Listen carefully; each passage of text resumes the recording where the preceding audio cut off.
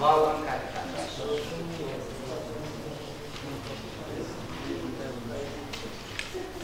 بەناومە بێناو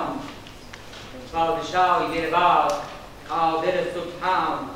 بەردە تەنیای تاو شاهنشاوی شاهان قدیم لاینام محبوب لاگەدار شهرەی خاز و عام یادا ناو سەرخۆش باقدر قەهار کامل کۆی کەرەم بێشمار یا سەبوری بەخش بیماران دەدەن یا حەی یا قەیوم تاوکە تەنیاوی بەر بینا و شنەوا بەدوور دە هەر عەین یا مداوی ملک نگاوە دەیکەی یا تاوکە نێداو این دەگال ساسا یا ڕۆژی ڕەسان قادر ساسا هەدی و مەدامی لا مەقامنەنی كريم رحيم هم رحمانني يا حق معين فريا ورسني يا حق معين فريا ورسني كريم بكسام هتو كسني كريم زليلام هتوني معين كريم رحيم ليل يا ربي فناش ميتيك لكوني ناوندي فدنجي مني بجينا بە خەیرهاتنی هەموو لایەکتانەکەین بە خەیرهاتنێکی تایبەتتری بەڕێز دکتۆر بێروزی چەمەنئاراکەین کە ئەم شانازیەی پێداین لە لای زرێبار و تەنیشت قەڵاکەی هەڵۆخان و بستێ نزیکتر بە هەناسەکانی سەیدی بێسارانی قانع ناری و خاڵۆی کۆماسی لە دەوری شانامەی کوردی کۆی کردینەوە. بەڕێزیان بڕیارە باسێکمان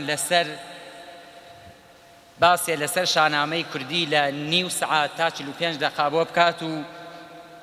کە تێزی دکتۆراکەیەشی لە وڵاتی ئەڵمان. بەڕێزان وەک ئاگادارن مەریوان لە دێرزەمانەوە چوەک قەڵای پایتەختی ئەردەڵان و چوەک دارولعلم و مەکۆی عیرفان و زانست هەر لە مزگەوتە سوورەی خەڵاکەیەوە بگرە تا ئەمڕۆشی لەگەلابێ ناوەندێکی بزۆز و چالاک و دیاری فەرهەنگی کوردستان بووە. ڕۆڵەکانی ئەمڕۆشی بە پێی پێویستی سەردەم و هەست بە ئەرکردنیان بەرامبەر بە گەشە و پاراستن و گەیاندنی کە لە پووری نەتەوەییمان بنەوەی دوارۆژ هەوڵی چالاکانەی فەرهەنگی خۆیان خستەگەر بۆ بەرگریکردن لە فەوتان و کۆکردنەوە و دیجیتاڵیزەکردنەوەی بەشێ لە کەلەپووری ئەم دەڤەرە. هەر بۆیە لەسەر بڕیاری تاقمێک لە دڵسۆزانی فەرهەنگی و ئەدەبیشە ئەم شارە کە داوا ئەکەین وێنەیان زۆربێ لە بەرواری 1/9/91دا بڕیاری دامەزراندنی ئەم کومیتەیاندا. و وەک ئەزانین دامەزراندنی ئەم کومیتەیەش پێویستیەکی حاشا هەڵنەگری ئەم سەردەمەیە بۆ بەرگریکردن لە فەوتانی ئەو بەشەی لە کەلەپووری نەتەوەکەمان کە گەردی ڕۆژگاری لێنیشتووە و هێشتا لە ماڵانە بە جۆرێک لە جۆرەکان حەبس کراوە. کومیتەی کەلەپووری ناوەندی فەرهەنگی هونەری ڤەژین کە دەستی بە چالاکیەکانی خۆی کرد لە ماوەی تەمەنی 20 مانگ و 29 ڕۆژەی خۆیدا بۆ هێنانەتی ئاسۆی ئامانجەکانی خۆی گەلێ هەنگاوی هەڵگرتووە کە بۆ ئاگاداری بەڕێستان لێرەدا ئاماژە بە هەندێکیانەکەین. 1. کۆکردنەوە و دیجیتاڵیزەکردنەوەی سەدان لاپەڕەی کەشکۆڵ و بەیاز و دەستنووسی زانایانی ئاینی شاعران و نووسەرانی ناوچەکە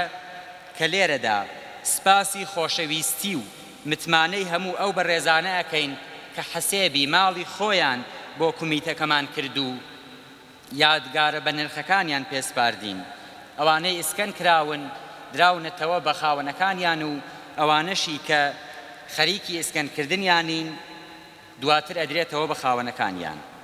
کۆکردنەوەی فەرهەنگێکی بەربەڵاوی دەنگە ناوەکان لە زمانی کوردیدا.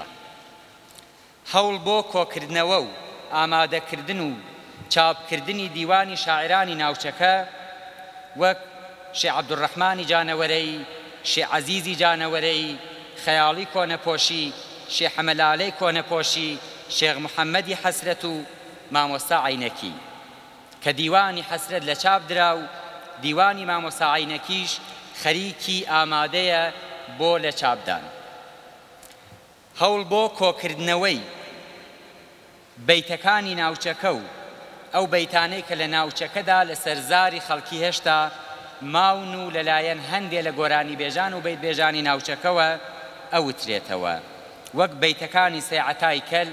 شێ مەحموود نەمر، حەمەڕەشیخانی بانە، مەحموودخانی کانیسانان، خولەپیزە کە بەیتی خولەپیزە کۆکراوەتەوە و بە هەموو دەقە جۆر بە جۆرەکانیەوە کە لەلایەن گۆرانی بێژان و بەیت بێژانی ناوچەکەوە خوێنداوە ئامادەکراوە. کۆکردنەوەی هەندێک زانیاری لەسەر مێژووی شاری مەریوان، مێژووی زارەکی ناوچەکە و هێرشی ڕووس بۆ ئەم دەڤەرە. کۆکردنەوە و دیجیتاڵیزەکردنی شەجەرەنامەی ناوچەکە کە لەوانە شەجەرەنامەی شێخەکانی داسێران و شێخەکانی هەنجیران ئامادەکراوە. کۆکردنەوەی وێنەکانی مەریوان و دەوروبەری کە لێرەدا سپاسی ئەو بنەماڵانە ئەکەین کە بە سینگفراوانیە و وێنەکانی خۆیان هێنا و پێیان سپاردین، و سپاسێکی تایبەتتری حاجی محەممەدی فەرەجی ئەکەین کە وەرزشوانێکی خۆشەویستی شارەکەمانە و گەلێ وێنەی کۆنی وەرزشی شارەکەمانی وەک مێژوویەک پێسپاردین. هەوڵ بۆ ناساندنی شوێنەوارە مێژووی و دێرینەکانی مەریوان و دەڤەری. هەوڵ بۆ کۆکردنەوە و گەمە و یاریەکانی ناوچەکە و قسە و نوکتە خۆشەکانی مەریوان و دەوروبەری و هەروەها قسەی شێتەکانی شار وەک بەشێک لە حافزەی گشتی و لە حافزەی شار کە ئەم کارە درێژەی ڕشتەی مرواریە بە نرخەکەی شێخی خاڵە. هەوڵ بۆ کۆکردنەوە و ئارشیڤکردنی موسیقی و ئاهەنگەکانی ناوچەکە و دیجیتاڵیزەکردنی کاستە بەجێماوەکانی گۆرانی بێژان و بالۆرە بێژان و هۆرەچڕانی دەڤەرەکە.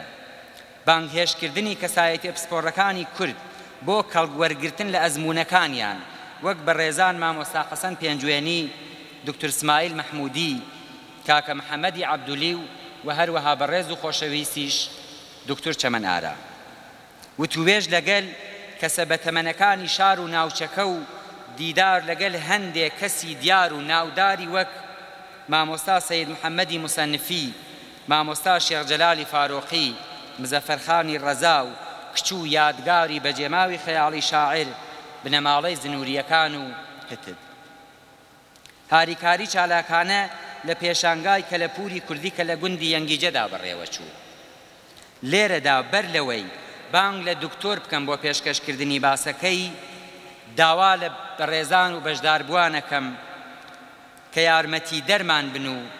چاوەڕوانین بە دڵێکی گەورە و فراوانەوە پێشوازی و هاریکاریمان بکەن بۆ پاراستن و دیجیتاڵیزەکردنەوەی کەلەپوری ناوچەکە هەر لە دەستنووس و کەشکۆڵ و بەیازەوە بگرە تا دەگات بە وێنەکان. پێویستە بوترێت کومیتەی کەلەپور وەک ئەمانەتێک شتەکان وەرئەگرێ و دوای دیجیتاڵیزەکردنەوەیان دەیانداتەوە بە خاوەنەکانیان کەوا بوو یارمەتی دەرمان بن تەنانەت بە یەک وێنە یان یەک لاپەڕەی دەستنووسیش بێ. چەمەڕاتانین دڵۆب دڵۆب بۆ پێکهێنانی زەریایەک بۆ ناسنامە و نەوەی دوا ڕۆژ. هەر گوڵ پەی دەماغ بۆ عەمبەرین بێ، دەستش هەروە دەست تۆوە شیرین بێ. مەرتۆوە ڕەحمەت بێپایاو نیوێت و لوتف و کەرەم نمایاو نیوێت. جامێ جەو باودەی وەسڵی دیداورت، جەو قەهقەهەی مەی شیشەی ڕوخساورت. بە وێنەی جاران ساو پێم دەرەوە عیسەوی ئاسا ئیحیام کەرەوە دەورێ دەروەجام باودەی پڕجەمەیل بەڵدەروون جەمەیل باڵات ببۆ کەیل ئیسە ساوقی جەمین جاومی جەم واودەی ئاماڵتەن و باونی دیەم داواکەین لە دکتور بۆ پێشکەشکردنی وتارەکەیان فەرموو.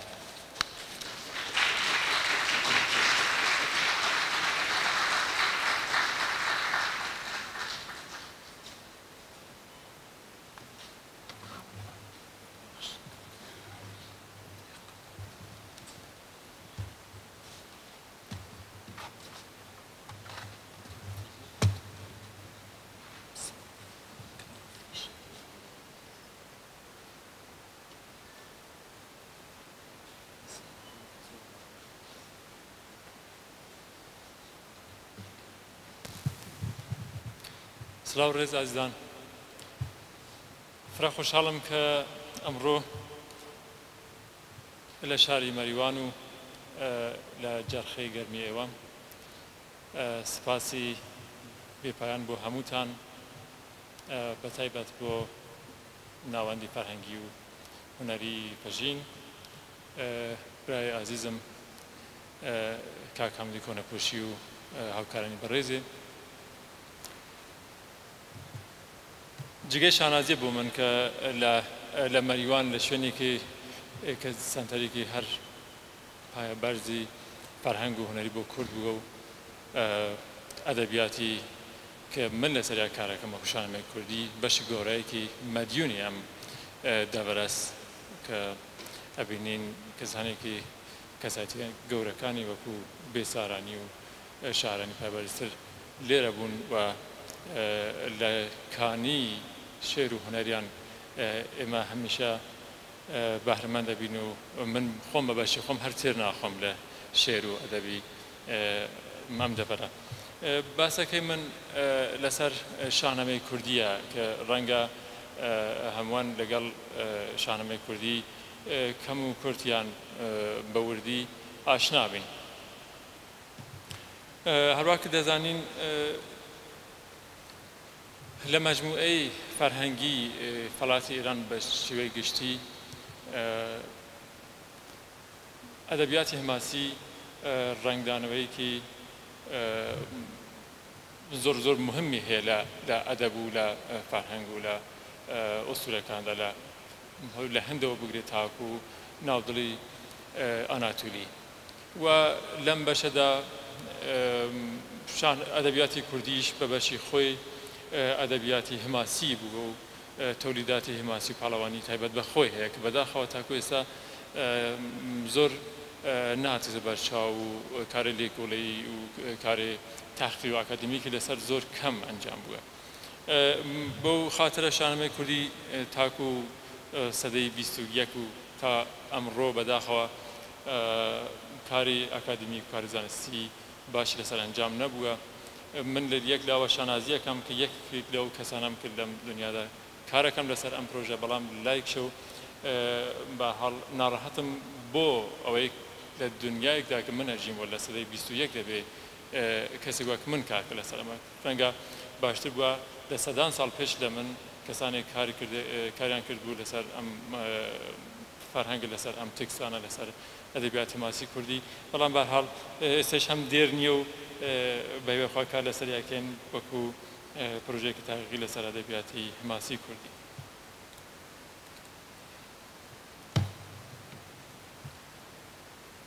هیوادارم ئەمە نازانم فۆکوس هەستی ئەتوانین بخوێنینەوە یانە بڕێک تونتایە بڕێک ناوی کتێبەمانە ئەگەر باش بێت. من گەرەکمە لێرە بە شێوەیە گشتی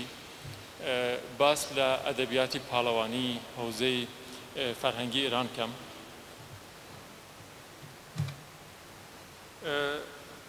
لێرە لە سەمتی لای چەپدا کابینین بەشی ئەسلی ئەدەبیاتی ئوستورەیی و هەماسی ئێرانیە کە هاوبەش لەگەڵ هەموو نەتەوەکانی ئێرانی و لە ڕێگەی تکسەکانی دەورەی بەجی ماوە لە ئەدەبیاتی ئەبریەوە لە ئەدەبیاتی ئارامیەوە لە ئەدەبیاتی یۆنانیەوە ئێمە بڕێک تێکستمان بڕێ وشەمان بڕێ ناومان هەیە کە نیشانات ئێمە لە دۆرەی کۆن لە دۆرەی مادەکان و دوای ئەوە ئەدەبیاتێک بووگن کە داستانهای وەکو زەریادرەس و ئەمانە هەن یان کەسانێک وەکو خونیاگەران بوون یا گۆسانەکان بوون کە ئەدەبیاتی هەماسیان بە شێوەی زارەکی دەبکی باسان کرد بۆ خەڵک بۆ پاشاکان و باسی ئەدەبیاتی هەماسی ئەدەبیاتی پاڵەوانی شتێکی زۆر ڕوون بۆ خەڵک ئاشنا بوون لەگەڵ ئەم مەباحثەدا و ئەبینین کە لە ئەدەبیاتی ئەوەستایی ڕنگدانەوەیکی یەکجار تایبەت بە خۆی هەیە ئەدەبیاتی هەماسی زارەکی وەکو نمونە ئەرزکەمە خزمەتان لە بڕێک لە تێکستەکانی یەشتامان هەست کە کاتێک ئاهورا مازدار لەگەڵ زارتوشتا قسەکات ئاماژە بەوەکەن پرسیار ئەوەیە کە ئێمە دەبێت چۆن تێکستەکان هەبسکەین بیان نووسین یان نیانووسین جواب ئەوەیە کە نا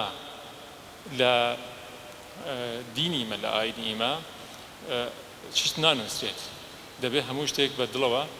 لە ناو دڵتا هەبزیکەی و نابشت بنووسێت کە کاتێ ئەنووسێت لە قداسەکەی ئەخەیت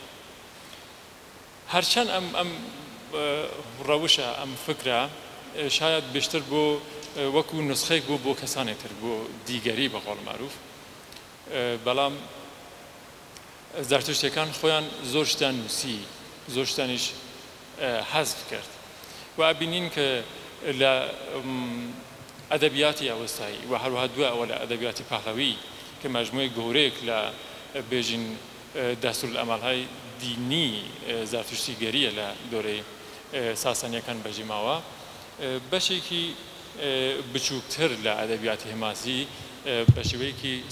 انتخابی سلکتیڤ ئەمێنێت ماباغیەکەیش حەزف ئەکرێت ئەوەی کە دەرواقع ناکۆکی نییە لەگەڵ دیندا لەگەڵ ئاینی دەورەی ساسانیەکاندا بێشتر بەجێ ئەمێنێت ماباغیەکە هەر بە شێوەی زارەکی ناو خەڵکدا ئەمێنێت تاکو ئەوایل دۆرەی ئیسلامی کە برێک تێکس هەن لە مەسەڵەن لە سەدەی 34 سەدەی 5 ئێمە برێک تێکسمان هەن کە ئەتوانین پێیان ئاماژە بکەین پێش لە دۆرەی فردۆسی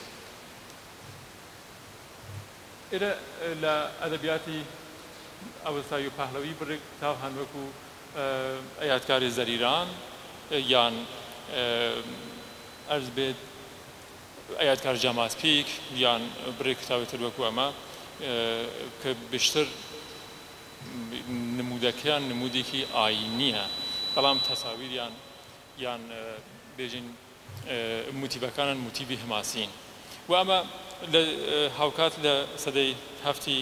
میلادیدا برێک هاوکات ڕەوایەتی ڕەسمیمان هەیە لە دۆرەی ساسانی ئەم ڕەوایەت ڕەسمیانە بێشتر متعلقە بە ڕەوایەتێکی حکوومەتی ڕەوایەتێکی پادشا و موبەدەکان لە پێشتێدان وەکو خودای نامەک کە ڕەنگە یەکدانە خودای نامەکیش نەبێت هەر کام لە پاشاکان کە لە دۆرەی خۆیانەوە هاتن یان باوک چوبەلا و کوڕی هات یان لە جێگەی برابوو بە شەڕ هاتن هەر کەمان پێیان خۆش بوو کە خۆیان ڕەوایەتە تایبەت بە خۆیان بێژن و هەروەکە لە دەستنووسەکان هەست لە کتێبهایەک لە ئەوایلی ئەدواری ئیسلامی هەیە بڕیار وایە کە بێشتر لە 20 دانە یان 21 دانە خودای نامە بوون کە هیچ کامانیش وەکو یەک نەبوون ئەمە بە ئێمە وایەژێت کە هەر خودای نامەیەک ڕەنگە ئستراکچری تایبەت بە خۆی بووە داستانهای ممکن بووە متفاوت بن یان نەریتی پادشایی کە دواتر دێت ممکنە بەشێک لە پاشا قەدیمیەکەی خۆی پاکەوە کات هەروەکە بینین مەسەڵەن ساسانیەکان کە تێن پێیان خۆش نییە بێژن ئێمە دوای پارتیەکانی دوای ئەشکانیەکانین و ئەوان ئەسڕنەوە پاکەکەنەوە بەرحاڵ ئەبینین کە لە دۆرەهای ئەوەڵی ئیسلامی برێک شاهنامە دروست ئەکرێت بە سفارش یا بەبێ سفارش کردنەوە ئەوانە شاهنامەی بەڵخی هەیە ئەبوو مایید بەڵخی هەیە شاهنامەی دەقیقی هەیە شاهنامەی ئەبوو مەنسووری هەیە پێش لە فردۆسی ئەمانە هەن تاکو ئەگاتە شاهنامەی فردۆسی لە 1010 میلادی بەڵام خود فردۆسی لە ڕێگای برێک کتێبەوە کاگاتە دەستێ چ بە شێوەی شخصی خوێنی چ ئەوەی کە بۆی تەرجمەکەن ئەحیانان تا لە ژێر تەئسیری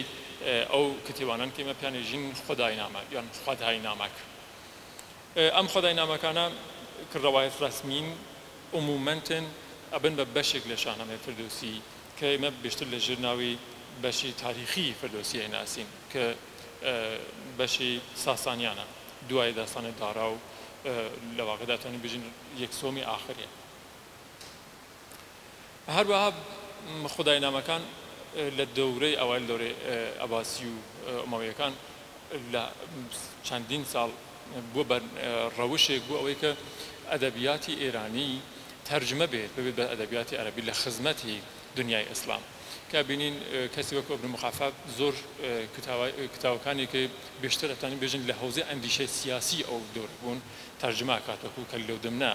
یان وەکو تاژنامەک یان ئاییننامەک ئەمانە تەرجمە ئەکات بۆ خەلیفە لەم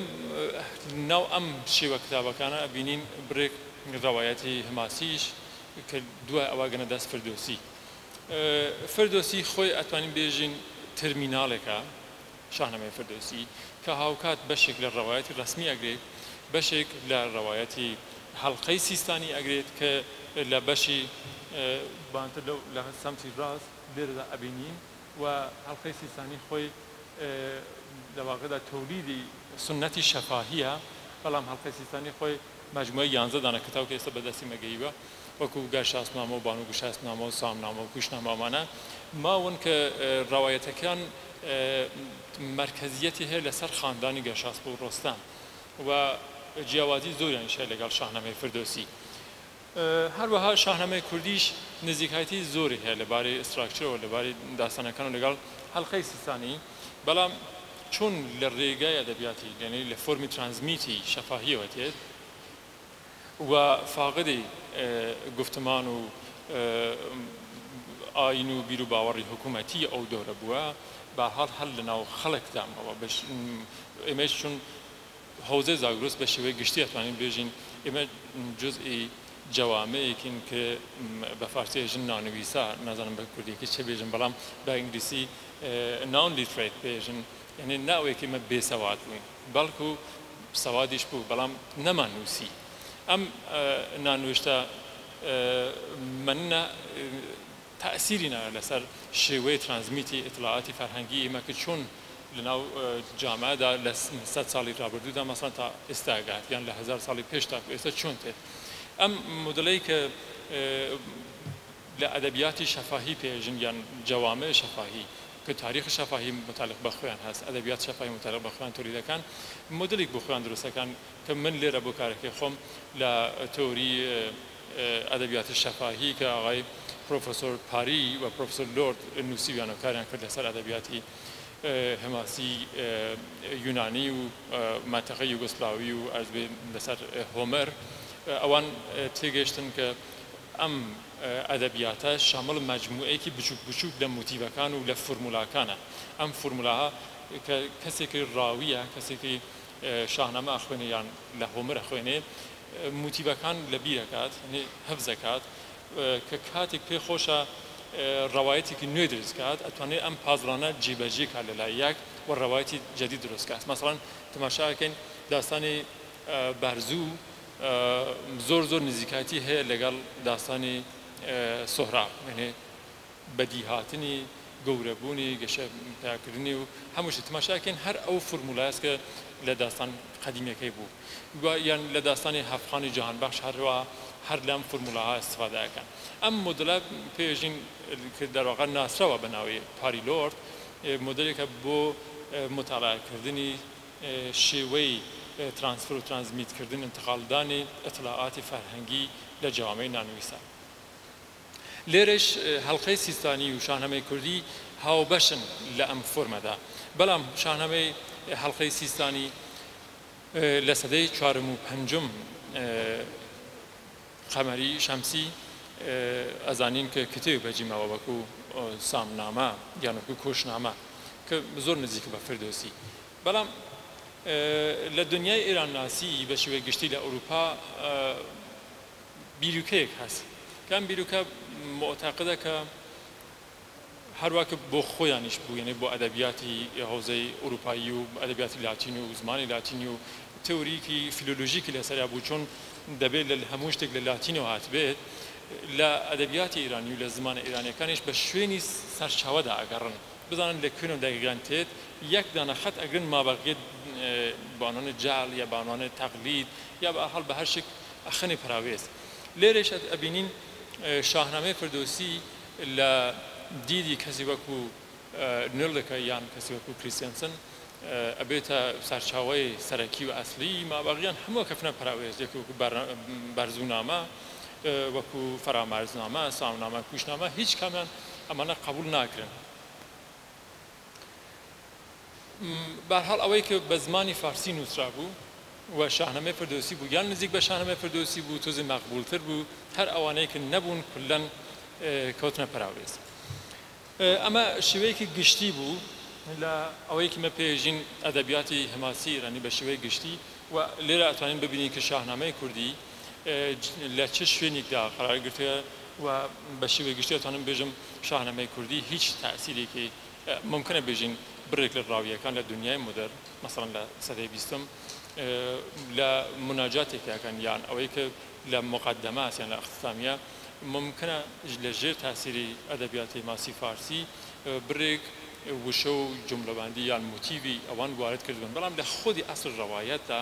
ئەتوانین بێژین کە هیچ تەئسیرێک لە ئەدەبیاتی فارسی نەگرتووە و ڕەوایەتەکەی ڕەوایەتی تایبەت بە خۆیە ئەمە لە جواب پرسیارێکە ممکنە بپرسن کە ئایا شاهنامەی فردۆسی تأثیری بووە لەسەر شاهنامەی کوردی یان ئایا شاهنامەی کوردی تەقلیدێکە لە شاهنامەی فردۆسی یان نە ئەمە ئەتوانین بێژین بە جورئەت کە نە شاهنامەی فردۆسی نەتەنیا تأثیری لەسەر شاهنامەی کوردیدا نییە کە لەسەر ڕەوایەت‌های دیکەی ئیرانی وەکو سیستمی نەقالی یان هەڵقەی سیستانیش نەبووە بەڵکو برێک لە ڕەوایەتی ئەمانەی گرتووە بۆ خۆی شاهنامەی فردۆسی فرە جاڵبە کە کاتێک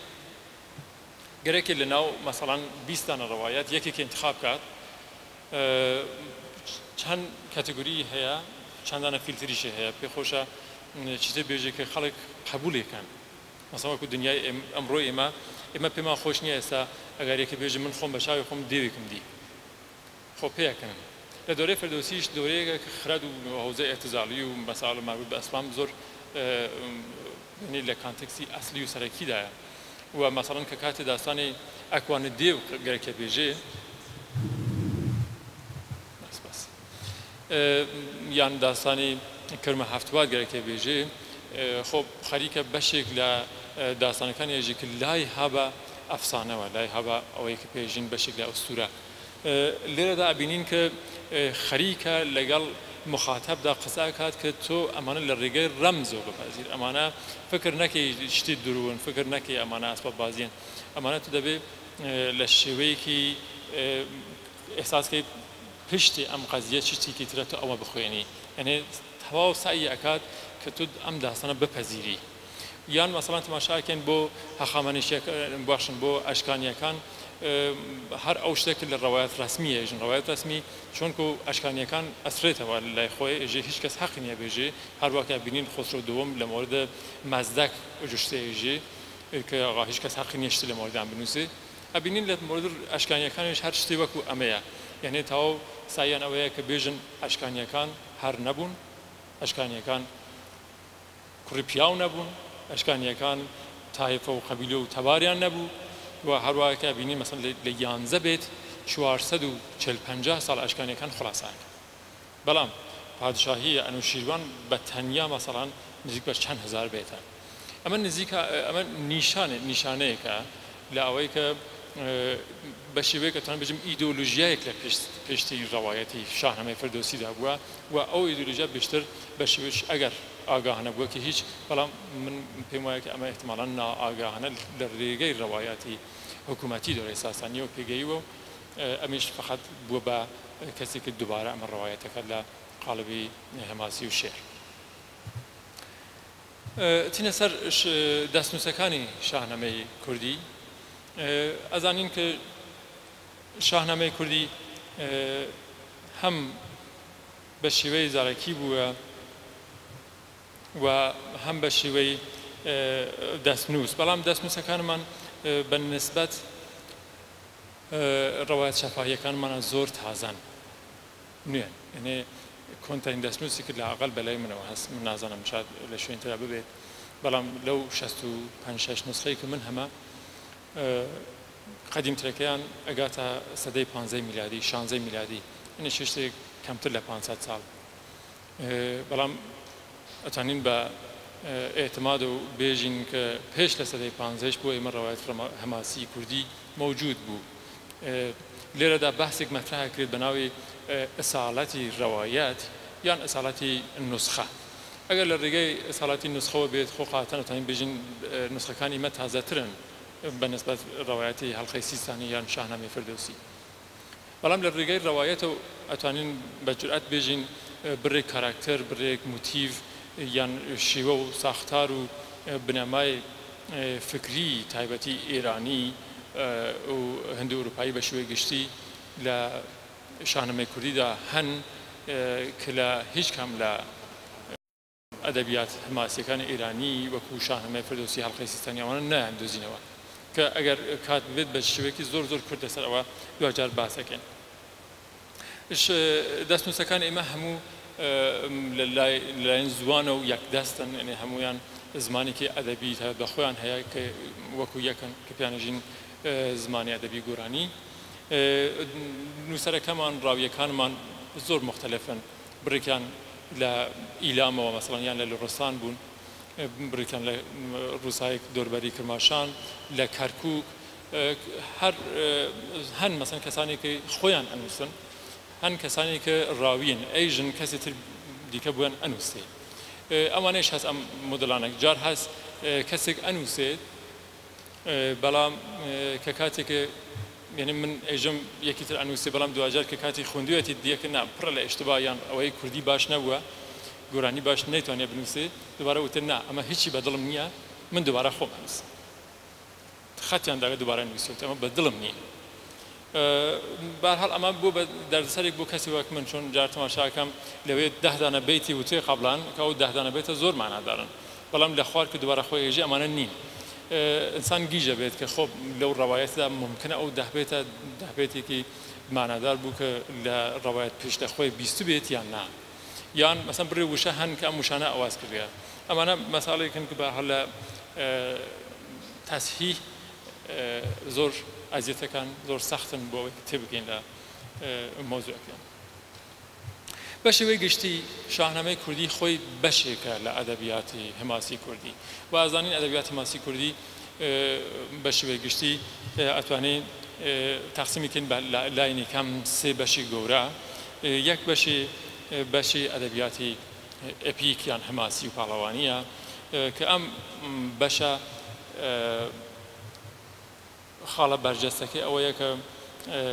زەمان تیان نییە مەکانیش تیان نییە ئەو دوو خاصیەتەکە پێژین بۆ ئۆستورەتیایە یانێ و شخصیەتەکانی پرسۆناژەکانی عمومەن ماوەڕا تەبیعین کەسانێکن کە لە زەمانە تێن و ئەچن کەسانێکن 1000 ساڵ 2000 ساڵ دەژین وەکو زاڵ یان وەکو ڕستەم خۆی یان وەکو ئەفراسیاب کە مەسەڵەن 10 دانە شای ئێرانیتن بەڵام ئەفراسیاب هەر زیندووە تەولیدی ئەم بەشە لە ئەدەبیاتی ماسی کوردی شاهنامەی کوردیە بەشی ترمان هەیە کە ئەم بەشە بەشی ڕۆمانتیکە بەشی ئەدەبیات غناییمانە و ئەبینین کە مەباحث تاریخی یان مەسەن زمانێکی تاریخی خاڵێکی تاریخی تیا ئەتوانین بدۆزینەوە هاوکات زۆر هەمانە داستانەی مختلف وەکو بەموزین لاس و خەزاڵ یا دوانزە سواری مەریوان دەمدەم بە مابەغیان کە ئەمانە هەمویان ئەتوانین بێژین موتیڤەکانیان تەساویریان زمانی بەیانیان ئەمانە هەموو پاڵەوانیە یان ئەدەبیات عاشقانەیش تیا هەیە بەڵام ئەسڵەکەی ئەوەیە کە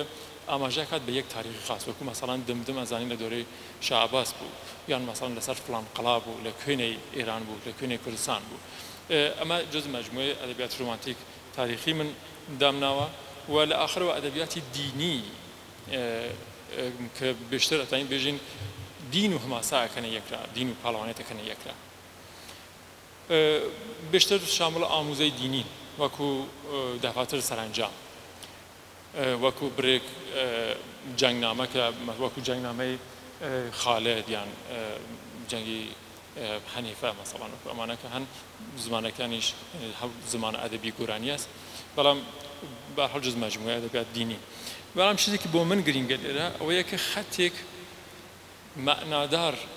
نێوان کەلامی خەزانە یان دەفاتر سەرنجام و شاهنامەی کوردیدا هەیە یعنی هەم شاهنامەی کوردی و ئەدەبیاتی هەماسی تەئسیریان داناوە لەسەر بیر و ڕاو کەیهانناسی لە ئەدەبیاتی یارسان و لە کەلامدا و هەروەها کەلامی یارسانیش خۆی لە بازتەولیدی ئەوە تەئسیری داناوە لەسەر ڕەوایەتی شاهنامەی کوردی ئەمە دوجار ئەگەڕمەوە بۆ ئەم مەبحەسە بەڵام ئێستا ئەگەڕمەوە بۆ شاهنامەی فردۆسی لە پلات لە ئەستوری لاین لە خەتی داستانیدا کە چه تغییراتی ئەمە شاهنامەی کوردی و شاهنامەی فردۆسی بە شێوەیەکی تەسویری تر تماشاکەین بزانین چه تغییرێک ئەکات لێرە لەم تەسویرەکە بینین شاهنامەی فردۆسی لە کەیومەرسە و دەست پێ ئەکات تاکو ئاخر داستانی یازگرد سێ ئەوەی کە فردۆسی ڕەوایەت ئەکات و زۆر بەرجەستە ئەکاتەوەمانە لە دۆرەی پیشدادیەکان دۆرەی کەیانیان و دۆرەی کەیانیانی دووهەم و دووە ئەوە بە شێوەیەکی زۆر کورت پارتیەکان یان ئەشکانیەکان و دووە ئەوە ساسانیەکان و تەواو لێرە ئەبینین کە لە کەیومەرس کە ئەوەڵین شا و بەڕەوایەتی تر ئەوەڵین ئینسانە تێتا دۆرەی ئەسکەندەر و لە دۆرەی ئەسکەندەر پێچێکی تاریخی تەتاقەکە پێ و داراتێت و کوڕی هەماوەمانە و ساسان و ئاڵە ئەردەشیر و یەواشەوەش ملوک بە قۆڵی کتێبی تاریخی تەنبیر والإشراقی مەسعودی یان ئەخبار التوال ئەمانە ملوک الفرسن و لە واقعدا پەیوەندی زۆر نزیکیانش هەست لەسەر چەمکی کوردی و تەوایفی کورد یان هەر کورد بە شێوەیە گشتی کە لەسەر ئەوەیش باس زۆرە من نامەوێت لێرە باسی ئەوانە بکەم فردۆسی سعی ئەکات لەم پلاتە چەند شوێن بشتر بخەتە بەرچاو معنادارتریان کاتەوە تەماشاکەین لێرە لە حوزەی تاریخ هەموو ئەکەتە دوو بەشی گەورە یەک بەشی کەیانیان یەک بەشی ساسانیان ئەم دوو بەشە چەندانە پاشا تیا زۆر معنادارن لە حوزەی کەیانیان فرەیدون و کەیخسرۆ زۆر معنادارترن و ئەگاتە سنوور کە نێوان هەردووکیانە دارایە و لەمە لا نوشنەوان و تا خسرۆ پەرویز ئەمانە داستان ئەسلیەکان سەرەکیەکانی شاهنامەی فردۆسی ئەگەر ئەمە لە بەرچاوتان بێ و بچین بۆ شاهنامەی کوردی ئەبینین کە شاهنامەی کوردی نسبەت بە حوزەی دوای بەهمەن یان کەیانیان دووهەم ئەتڵائێکی ئەسڵەن نییە یعنی هیچ تەوەجوهی نەکردێ بە ئەدەبیاتی حکوومەتی ئەدەبیاتی پاشایەتی ساسانی و ڕەوایەتەکانی ئەوان لە واقعدا ئەدەبیاتی کوردی ئەدەبیاتی ماسی کوردی و شاهنامەی کوردی لە دەورەی کەیومەرسەوە دەست پێ هات تا ئاخر دەورەی بەهمەن لێرە من پێم خۆشە ئاماژە بە یەکی لە وتارەکانم بکەم کە لە ئێران لە تۆرنتۆ چاپ و بەڵام بە فارسی کە هەر ئێژن ئاخر شاهنامە خۆش است کوێنە ئاخر شاهنامە خۆشە بڕێک ئێژن نا ئەمە وەکو تەزەک ئەوترێت یعنی ئاخر شاهنامە خراوە نەخۆشە و چون ئەزانین لە ئاخر شاهنامە خۆ ئاخر داستانی یازگرد و هاتنی ئیسلام و بەرحاڵ وێرانبوونی بەشی گەورەیەک لە ئێران و پاشاکان ئەڕۆخن و هەموو شتێک خراوە بێت ئەمە قاعدەتەن بە ئەو تاریف و تۆسیفانەی کرد فردۆسی ئەکرد لە ئێران و لە پادشای ئێرانی و لە ساسانیەکان قاتەن ئاخرەکەی خۆش نییە ئەمە ئاخری خۆش نییە بەڵام لەم سیستمەوە کە تەماشاکەین کە ئەدەبیاتی زارەکی ئێرانی بە شوێی گشتی و بەتایبەت هەڵقەی سیستانی و شاهنامەی کوردی ئاخری شاهنامەکەیان داستانی بەهمەنە و ئەزانین بەهمەن کوڕی ئیسفەندیارە بەهمەن کە کاتێک ئیسفەندیار بەدەستی ڕۆستەم ئەکوژرێت یەکی لە وەسیەتەکانی ئیسفەندیار ئەوەیە کە کوڕەکەم لە لای خۆتدا لە ماڵی خۆت گەورەیەکە تاوەکو خۆت بێت پاڵەوان بێت بەڵام لە دەورەی کاکە ڕۆستەم بەدەستی براکەی شەغاد ئەکوژرێت ئەو کاتە کاتی حکوومەتی بەهمەنە و بەهمەن دەستان خۆش بە خاتری تەقاسی خوێنی باوکی ینی خوێنی ئسفەندیار هەمڵای کاتە زەرەنگ و سیستان و ویران ئەکات و زاڵ ئەگرێت خاتە زندان و مناڵەکانی فرار ئەکەن بەرەو ئەم دیوەودی و ئاخری بەرحەڵ ئەوانە ئەگرێت و تەنیا یەک نەفەر ئەمینێ فەرامەرزیش بە شێوەیەکی زۆر نابەرابەر ئەکوژێنێ بە تەنیا لە بەرابەر یەک لەشکار کە لە داستانەکەی بەهمەن نامەدا هەیە هاتووە لێرە هەم ئەدەبیاتی زارەکی ئێرانی نەتشێوەی نەقاڵی و هەڵقەی سیستانی زۆر خراوێژن بە بەهمەن هەم ئەدەبیاتی کوردی یعنی لە واقعدا ئەدەبیاتی کوردی و سنەتی هەڵقەی سیستانی تەر دەکەن بەهمەن وەکو پاشایەکی لە جگەی خۆی نییە و لە ئاخرەوە یەکێک لە کوڕەکانی فەرامەرز کە دایکی هندیە و لە هەندەوە تێت لە کاتێککە وێران بووە سیستان و زەرەنگ تێتە و بەهمەن ئەکوژێک لەگەڵ ئژدەهایەکە و خاندانی پەهلەوانی دووبارە بە ئەو ئێتداڵی خۆیانە دووبارە ئەگەن لێرەدا فەسڵی دەورەیی شاهنامە تەواو ئەبێت و ئەمەیە ئاخری خۆشی شاهنامە ودی شاهنامە پشت دوای ئەوە نییە یعنی ئێمە لە خەڵکی هەوزەی زاگرۆس یان لە مەناتیقی دیکەی ئێران لە سەدەی 19 و 20 پشت لە ئەوەی کە شاهنامە بە شێوەی چاپی ئەمڕۆژی بگاتە دەستی خەڵک ئەگەر پرسیارکەین هیچ کەسی ئاگاهی لە هەوزەی ساسانیەکان بەم معناوە نییە هەموو لە هەوزەی ساسانیەکان ممکنە تەنیا ئەتڵایان ئەوە بێت کە شیرین و فەرهادێک بوو کە لە دەورەی خۆسرۆ بوو شیرویە بوو کی بوو ئەوەیش فقط بە خاطر ئەوەی کە داستانی شیرین و فەرهادیان بیستووە نەک ئەوەی کە بەشی ساسانیەکانی شاهنامەی فردۆسییان خوێند بێت ئەمە نیشانات کە ئەدەبیاتی زارەکی ئێرانی بە شێوەی گشتی نسبەت بە ڕەوایەتی فردۆسی بێئتڵاع و ئێمەش ئەزانین کە نووسین و دەستنووس ئەوەیش لە دەورەیەکدا ئێمە ئەوەڵین دەستنووسەکانمان لە شاهنامەی فردۆسی لە هەندەوە چاپ بوو ئەوەش لە ئەوایل سەدەی 20 بوو تاکو سەدەی 20 خەڵک ئەوەندە تواناییە نەبوو کە بچن دەستنووسێک بۆ هەموو کەڕ و فەڕۆ بکڕن مەگەر ئەوەی کە پاشایەک بوو یان کەسێکە زۆر گەورە کە تاوان ماڵی بوو بتوانێت یەک نسخە لە شاهنامەی فردۆسی بکرێت ئەوەش بۆ ناو گەنجە و بۆ ناو ماڵەکەی خۆیان بوو نەک بۆ ئەوەی خەڵک بخوێنن وازانین ئەدەبیات هەماسی لە ڕێگەی نەقالەکانەوە یان شاهنامە خوێنەکانەوە سینک بە سینک و لە ڕێگەی نووسینی بڕێک تومارەوە گەشتۆتە ئەمڕۆی ئێمە هەروەها شاهنامەی هەڵقەی سیستانیش کە لێرە ئەبینین ڕێک وەکو شاهنامەی کوردیە و ئەبینین هەر لە دۆرەی کەیومەرس تا بەهمەن ڕەوایەت دەکات و تەواو شاهنامەی فردۆسی هەروە کە ئەرزمان کرد تاریخ خەتیە کاتەوە یعنی بەبێ ئەوەیە کە تەغییرێک یان اختلافێک خائڵ ببێت نێوان ئوستورە و ئەدەبیات پاڵەوانی و تاریخ لە دەورەی خۆی هەموو خەتیە کاتەوە هەر لە دەورەی پیشدادیەکانەوە و تاکەیانەکانەوە و تاگاتە ساسانیەکان هەمویان وەکو پادشای کە مەسەڵەن وەکو کەیخۆسرۆ و لەگەڵ یازگرد بۆ ئەوی فەرقی نییە دەسم نازانێت کەیخۆسرۆن چ دەورێک بوو بەڵام ئێژێ کەیخۆسرۆ هاتەگو گەشتە ئێمە بەڵام تماشاکەین شاهنامەی کوردی لە باری پڵاتەوە یعنی لە باری خەتی داستانیەوە ئەسڵەن شەبیه بە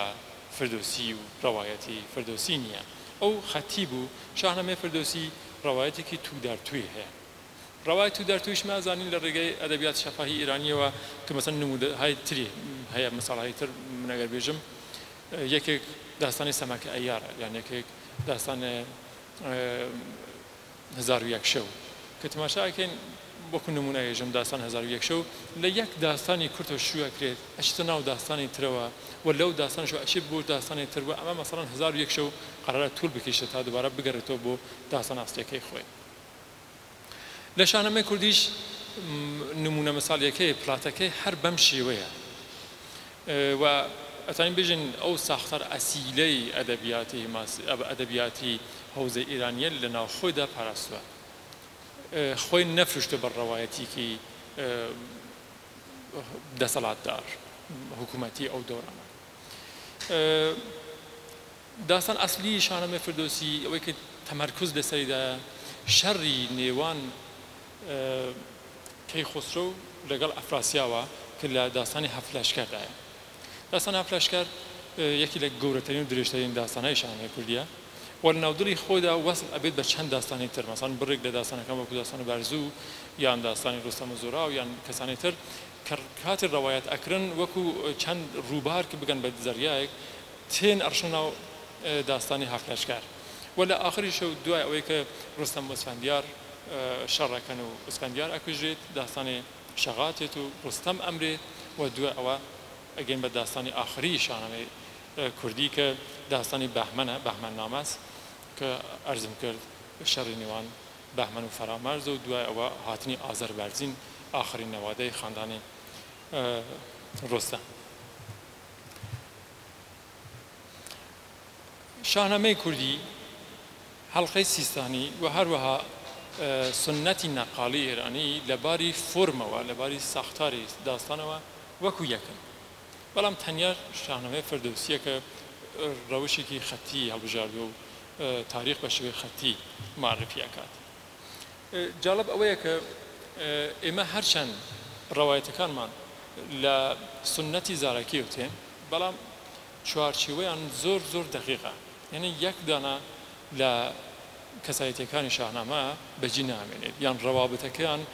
هەڵەی تیان نییە وەکە بێژێ یەکێک مەسەڵەن لە داستنووسەکانم بێژی ڕوودابا مەسەڵەن کشیکی بوو ئەوەکە بێژی نا کشی کەستر بوو یان هەڵ ئەزانی لە شاهنامەی فردۆسی بڕێک لە شخصیەتەکان ئەتوانین بێژین کە چەند شوێنی مختلف لە چەند زمانی مختلفەوە تێن و لەسەریان پرسیار زۆرە. شاهنامەی کوردی بەشێک متعلقە بە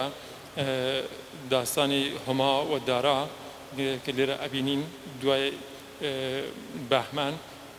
ئەمە لە شاهنامەی فردۆسی تێت بەڵام لە شاهنامەی کوردی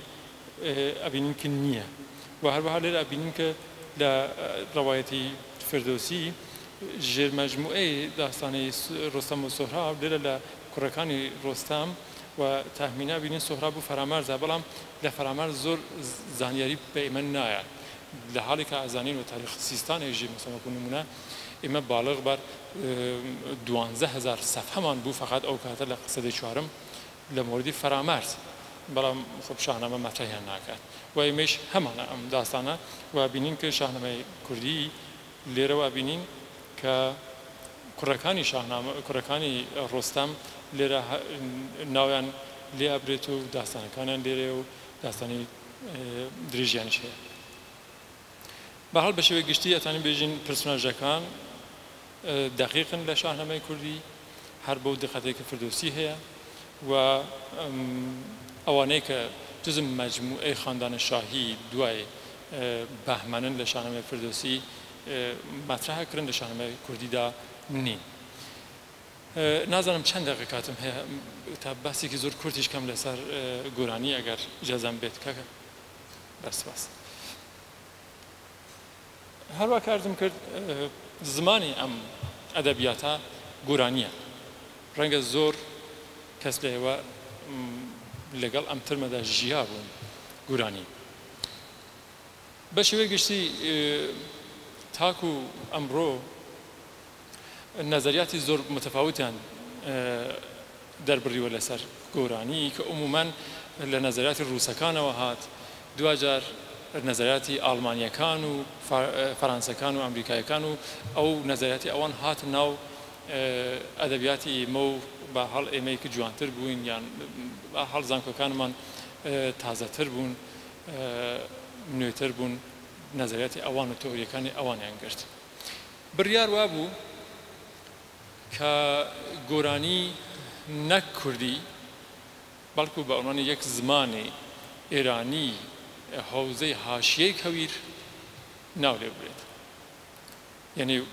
لەلایەن مەسەڵەن ئەو زمانەکان و زاراوەکانێک لە سمنان بوون حاشیەی کەویری کە پێشین قەدیم دەریا بوو احتمالاً لە چەند هەزار ساڵی پێش و ئەسڵ ئەم قەزیەش لە مەقالەکەی بە شێوەی گشتی یان بێژین مهمتر لە مەقالەکەی مینۆرسکیەوە چێت کە خۆی هەڵ کاری سیاسی ئەکرد بێشتر و دوجار بڕێکاری کۆمەڵناسی و زمانناسانەیەشی کرد و بوو بە دەستپێکێک بۆ کەسانێک وەکو پرۆفسۆر ماکنزی لە ئینگلیس و دوجار لە ئاڵمان کە لەسەر هەورامی بنووسی و لەسەر گۆرانی و حدودەنیش بێژین قبولیان کرد کە هەورامی هەمان گۆرانیە یان گۆرانی هەمان هەورامیە. جاریش تەماشاکەین بێجگە لە مەکنزی یعنی بۆ بوونەوە کە گۆرانی و هەورامی یەکێکن ئەمانە هەردوو لە ناودڵی کوردیا دەرتێرێت و یەک تۆری هەیە تۆری مهاجرەتی کوردەکان لە حوزەی کاسپیان بەرەوخوارن لە نزیک دەریای خەزەر بەرەوخوارێژێ کوردەکان لەوێ بوون کە لە دۆرەی تاریخی نامشەخەس ئەمانە مهاجرەتیان کرد هاتنە خوار لە دۆرەی هەورامانیان گرت کە کاتی دۆرەی هەورامان ئەگرن یەواش یەواش خەڵکی هەورامان لە ناو خۆیاندا هەلەکەن مزمەحەڵە بن و تەئسیر لەسەریاندا ئەنان بەڵام هەورامیەکان یان گۆرانەکان وەکو جەزیرەیەک لە ناو کوردەکاندا ماون و ئەدەبیاتی خۆیان پارێزن. ئەمە یەک تۆری بوو بەرحاڵ ئەم تۆریش هێشتا بەردەوامەوە بەرقەرار و زۆر لە زمانناسەکان ئێستا لە ئەوروپاوە تێن بۆ ئێرە بەشنەوە ئەگەڕن کە بەقایای ئەوەی کە پێژن یان ئەوەترێت گۆرانی ئاخێب پیاکەن و مەسەڵەن تەماشاکەن وەکو نمونە یەکی لە پرۆژە تازەکانی کە بڵاو بوو لەسەر گەورەجوو بوو کە گەورەجوو احتمالاً گۆرانیە و یەکێک لە دیالکتهای بەجێماوەی گۆرانیە. چیزێک بۆ من سەیرە ئەوەیە کە کاتێک ئێمە بە شوێنی زمانە ئەگەڕین یان بە شوێنی دیالکتە ئەگەڕین خۆ قاعدەتەن لە باری زمانناسی و بە شوێنی ئاخیبەریش ئەگەڕین کەسی کە پێوە قسە بکە. ئەمانەی شتێن وەکو نمونە لە گەورەجوو بە شوێنی چەند کەس ئەگەڕن لیان تێکس ئەگرن لەگەڵان مساحبەکان بعد ئەوانە تەحلیلەکان و کتێبیش هاتێتە دەرەوە کە نازانم ممکنە کە ئێوە بینی بووتان لە ئەڵمان چاپووە لە ویسبادن. لە ڕاستیدا من لەگەڵ ئەم بۆچوونەدا بە شێوەیە گشتی نیم. من معتەقدم ئەدەبیاتی ئەم زمانە کە پێوترێت گۆرانی نە زمانێک بۆ ئاخەفتن کە تەنیا زمانێک بۆ شێعرە و وەکو چەترێکی گەورەیە وەکو قەوسێکی گەورەیە کە هەر لە لوڕستانەوە لە خەڵک و فەرهەنگەکە لەبەر ئەگرێت تاکو ئەگاتە کەرکووک و تا بە مەهاباد و ورمی و ئەمانە. ئێمە لە چەند دەورەی تاریخیدا ئەگەر تەماشا تکسەکان بکەین ئەبینین زۆر کەس هەن کە ئەسڵەن نازانن هەورامان لەکوێیە بەڵام کە شێر هێژن گۆرانیە. بۆ نمونە ئەرزکەمە خزمەتان چەند ساڵ پێش بەشێک لە شاهنامەی کوردی چاپ بوو و لە مقدمەکەی نووسرا بوو کە زمانی ئەم دەستنووسانە ئەم شاهنامە لەکیە و کوردەکان تا 90% لەم شاهنامە تێناگەن. لە واقعدا مەبەست من ئەوەیە کە لەکەکان بۆ نمونە کە کاتێک شاهنامە ئەخوێنن پێیان وایە کە ئەمە زمانی دایکی خۆیان وێژن ئەمە هەن ئێمەس کەسانی تر ناتوانن. ئێمەی کەڵهۆر لە خوار کە خوێنین خۆ قازان زمان دایکیمانە وێژن ئەمە تێکسی خۆمانە و هەروەها لە هەورامان کە کاتێک خوێنن ئێژە خۆ ئەمە هەورامیە ئەمە چۆنە بێت. ئەم پرسیارە کە چۆنە کە هەموو بە زمانی خۆیان ئەزانن بۆ من بۆ بە سوالێکی زۆر گەورە کە ئەمە چ زمانێکە بۆ هەموویەوە هیچ کەش نییە. لەم نەخشەدا کە تەماشاکەین لە بەشی لە ئەخوار مەسەڵەن لێرەدا بۆ نمونە مەسەڵەن لە هەوزەی لوڕیدا بگرێت تا هەوزەی کوردی بە هەڵ لێرە لەکی و کەلهوڕی ئەمانە بینین لە هەوزەی کوردستان لە ڕۆژهەڵات ئەو دیویش بەرحاڵ هەر لە خانەقین ئەگری و کەلار و مەنەلی و هەوزەی واسەد تا بگرێت تاک و کەرکووک ئەم زمانە ئەدەبیە برەوی بووە لە دەورهای تاریخی مختلف. پرسیار ئەوەیە کە ئەمە چۆن ئەتوانین تێبگەین لەم قەزیە؟ ئایا گۆرانی خۆی زمانێکی جیاواز بوو ئەمانە چون فێر بوون گۆرانی یان نا گۆرانی وەکو کۆمپۆزیتێک وەکو زمانێکی هاوبەشی ئەدەبی بوو بۆ خەڵکی ئەم دەوەرە گەورە کە وەکو تێگەشتن لە یەک بوو. کەسێ وەکو خانم پرۆفسۆر جۆیس بلاو لە پاریس مەقالەیەکی نووسی بوو لەسەر زمان ئەدەبیاتی کوردی یەکی لە قسەکانی ئەوە بوو کە خۆ ئەدەبیاتی سۆرانی تەولید زمان ئەدەبی خۆی بووە و دیارە زمانی کوردی کرمانجیش لەسەر و ئەدەبیاتی خۆی دیارە و بە شێری جەزیری و نازانم کەسانی تر دیارن بەڵام ێژێ دیالکتە کوردیەکانی لاخوار هیچ کامیان بە ئەو ئاستە نەگەیشتن کە زمانێکی ئەدەبی تەولید بکەن بۆ من زۆر سنگینە ئەم قسە یعنی ئێمە ئەدەبیاتمان نەبوو بەس ئەمانە چین ئەمانە هین کوێنن مەسەڵەن ئەوەی کە غولام ڕزاخانە ئەرکەوازی لە ئیلامەوە کە کاتی شێر ئێژێ کە کاتی قساکات وەکو من کەڵهوڕی قساکات کە کاتی شێر ئێژێ ئەگەر من بۆتان بخوێنم خۆ ئێوەژین ئەمە گۆرانیە یان بڕێکێژن هەورامیە یان شاخۆشین لە ڕستانی چۆن یان کەسانی تر نازانم لە گیلان بوون یا ئەم لە ئەولا ئەمانە چۆن کە هەموو زمانەکان یەکەکە مەکتەب و زانستگایش تا ئەو کاتێک ئێمە ئەزانین بە ئەندازی ئەمڕۆ پێشرفتن نەبوو کە لە هەموو شوێنێک دانشگایەک بێت بۆ یەکی گۆرانی فێر بن لێرەوە من هاتمە سەر ئەم ئیدا ئەم بیرۆکە کە زمانی ئەم زمانێک پێوەچێت گۆرانی ئەمە تەنیا زمانێکی ئەدەبیە و تەنیاش بۆ شێعرە هەتا ئێمە لە هیچ کام لە دەستنووسەکانمان کە هەیە یەک ڕستەی پەخشانی گۆرانیمان نییە ئەگەر گەرەکمانە یەک ڕستە بنووسین پەخشان ئەو یەک ڕستە بە فارسیان بە عەرەبیان بە تورکیان نووسیوە دوجار کەتێنە ناو شێر دوبارە هەر هەمان فۆرم و هەر هەمان زمانی ئەدەبی گۆرانی پرسیار و ڕەخنەی زۆر بوو لەسەر ئەوەی کە بۆ جیاکردنەوەی یان نەجیاکردنەوە بۆ ئەوەی کە تەمایوزێک یا بۆ ئەوەی کە تێبگەین کوێنەی کەلهوڕی و گۆرانی لەگەڵ یەکە هاوبەشن کوێنەی هەورامی و گۆرانی لەکە هاوبەشن کوێنیان جیاوازە ئەمە بە هەڵ منجەر بوو ئەوەی کە یەکدوو مەقالە چاپ بوو لەسەر ئەم مەبەستە و بۆ نمونە یەکدوو مەساڵی زۆر بچووک هێژم مەسەڵەن لە هەورامیدا کە احتمالاً لە ناوێوە زۆر کەس هەورامی بن ئەزانن کە جنس و شمار لە هەورامیدا هەیە لە حاڵێکە لە ئەدەبیاتی گۆرانی نییە یعنی ئەگەر بێژین فەرهاد ئاما لە گۆرانی هەروە بۆ شیرینیش ئێژن شیرین ئاما ناژن شیرین ئامێ یا ساختی ئێرگەتیڤ لە ئەدەبیاتی هەورامیدا هەیە لە زمانی گۆرانی بەڵام لە هەوزەی گۆرانیدا ئەسڵەن بەم شێوەدا نییە یان زۆر شتی تایبەتی تریش هەر وەکو ئەمە کە کاتێک منی هەورامی خوێنم ئەم تێکستانە خوێنم پێم وایە ئەمە زمان دایکەکەی خۆمە بەڵام تێناگەم کە ئەمە جنس و شمارتیان نییە مەرگەدیرتیان نییە ئەمە تۆزە سادەترۆ بووگە بەڵام واقعا ئەتوانین ئەقرار بکەین لەم قەزیە کە بێشترین مەجموعەی وشەکان لەباری ساختی وشەوە بێشترین نزیکایەتی نێوان هەورامی و گۆرانی ماوە یعنی ئەتوانین بێژین ئەو وشە ئەسیلەکانی کە باوانە وشەکانی گۆرانی ئەناسین لە زمانی کوردی هەورامیدا پارێزراوە گۆرانی وەکو یەک کاناڵی زۆر مستەحکەم و چوارچێوەدار لە دەورەی کۆن نەخشی یەک لولەیەکی فەرهەنگی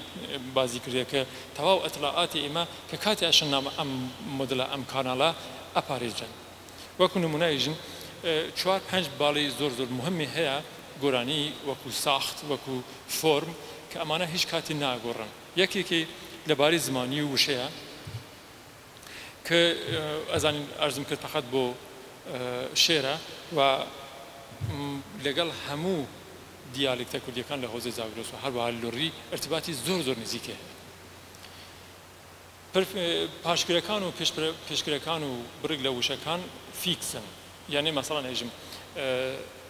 لەکەکان ممکنە بێژن هەورێز بەڵام گۆرانیژی بێژن وەرێز بەڵام گۆرانیژی هەورێز ئەمێشەژی هەورێز یان لە هەورامی هەروەها برگ وشە هەن ممکن تاغیراتیان بێ لەگەڵ ئێرە بەڵام کە کاتێ هەورامی و لە کی و کەلهوڕی و لۆڕی شێر ئێژن بە گۆرانی هەموو هۆش و بیریان لێرە هەیە کە دەبێ وشەکان بە چ شێوێک بوێترێت یان فۆرمەکە بە چ شێوێک بوێت یەکتریش ئەوەیە کە ئەم مەجموعە شێرە برگەییە نەک ئەروزی وەک ئەدەبیاتی فارسی و ئەدەبیاتی عەرەبی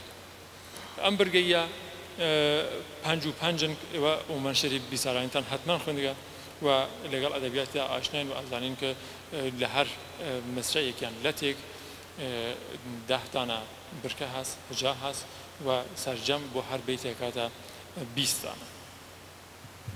و یعنی منظورم ئەوەیە کە لەباری وەزنەوە ریتمەوە یەک فقط ریتمی هەیە نەک دوو نەک سێ نەک چوار وەکو ئەدەبیاتی فارسی نییە بێژی یان عەرەبی بێژی غەزەڵ و قەسیدە و دووبەیتی و فڵان فڵانی هەیە فقط یەکێک و لێرە بینین کە لەباری فۆرمیشە و لە بەیتی ئەوەڵ فقط یەک لەتی ئێژن ئێستا ئێمڕۆ ئێمەی مۆدرن چون لەگەڵ ئەدەبیاتی فارسی و شێری کلاسیکی فارسیدا بەشتر ئاشناین و لە باشوور لەگەڵ شێری عەرەبیدا پێمان وایە خۆ لەوێ هەمیشە بیت بە شتێکشن دوو لەقەی ببێت ناوی یەکێک ببێت دەرنەجا تین کە کاتێک چاپ ئەکەین کارێک بڵاو ئەکەین ئەو نیوەکەی خۆی یەک جارەتی تکرار ئەکەین و ئەمە ڕەنگە دروست نەبێت هەروەها ژانرەکەیش ژانرێکی بەستەیە یعنی هەموو شتێک قبول ناکات تەنیا برێک لە موتیڤەکان و ژانرەکان ناتوانین ناو ئەم مەجموعەدا بێژی کە برێک ئەدەبیات حماسیە برێک ئەدەبیات ڕۆمانتیک کە عەرزم کردووە وەکو نادرنامە و فەرهاد و شیرین و ئەمانە تیا هەست و برێکیش ئەدەبیاتی دینی کە کەڵامە یارسان و ئەمانە کە عەرزم کردە خزمەتتان و لە ئاخریشە و تێمەکانیش هەتا ئەم شێوەی گۆرانیە زەمینەی شعریش هەتا لە ئەوڵ و معرفی ئەکات و ئێژێت و حەقت نییە لەمانە زیاتر بچیت مەگەر ئەوەی کرد لە شێوەیەکی سلوکی شاعرانە تۆ تێت کرد بێت و بەو ئاستی بەرزە بگێت ئەو کاتە بتوانی بۆ خۆت زەمینەیەکی نوێ شێر بێژیت وەگەرنە تەماشاکەین زۆر تم هەیە وەکو تمی چراغ وەکو تمی شیرین تمی نازانم پاییز یار دڵ هەموو ئەمانە هەست و ئەزانین کە نێوان شاعرەکانی گۆرانی بێژ شێر ڕەد و بەدەڵ بووێنە ناردنە بۆ یەکتێکی و ئەو جوابی هەر لە تەمەکەی خۆی داست ئەمە یەک مۆدڵە مەسەڵەن تەماشاکەین شێری زولەیخا ئەکسەر شاعرەکانمان وتوێن یعنی ئەسڵ ئەم تمەوەڵە یەک زەمینە یەکێک لە تستەکان بووە یەکی لە مەسائلێک بووە کە شاعرەکان ئیمە مەجبور بوون بۆ کە بێژن من ئێستا لەم ئاسەدا هەم شێریکیان لە زولەیخاش ببێت لە یار ببێت من زۆر بە کورتی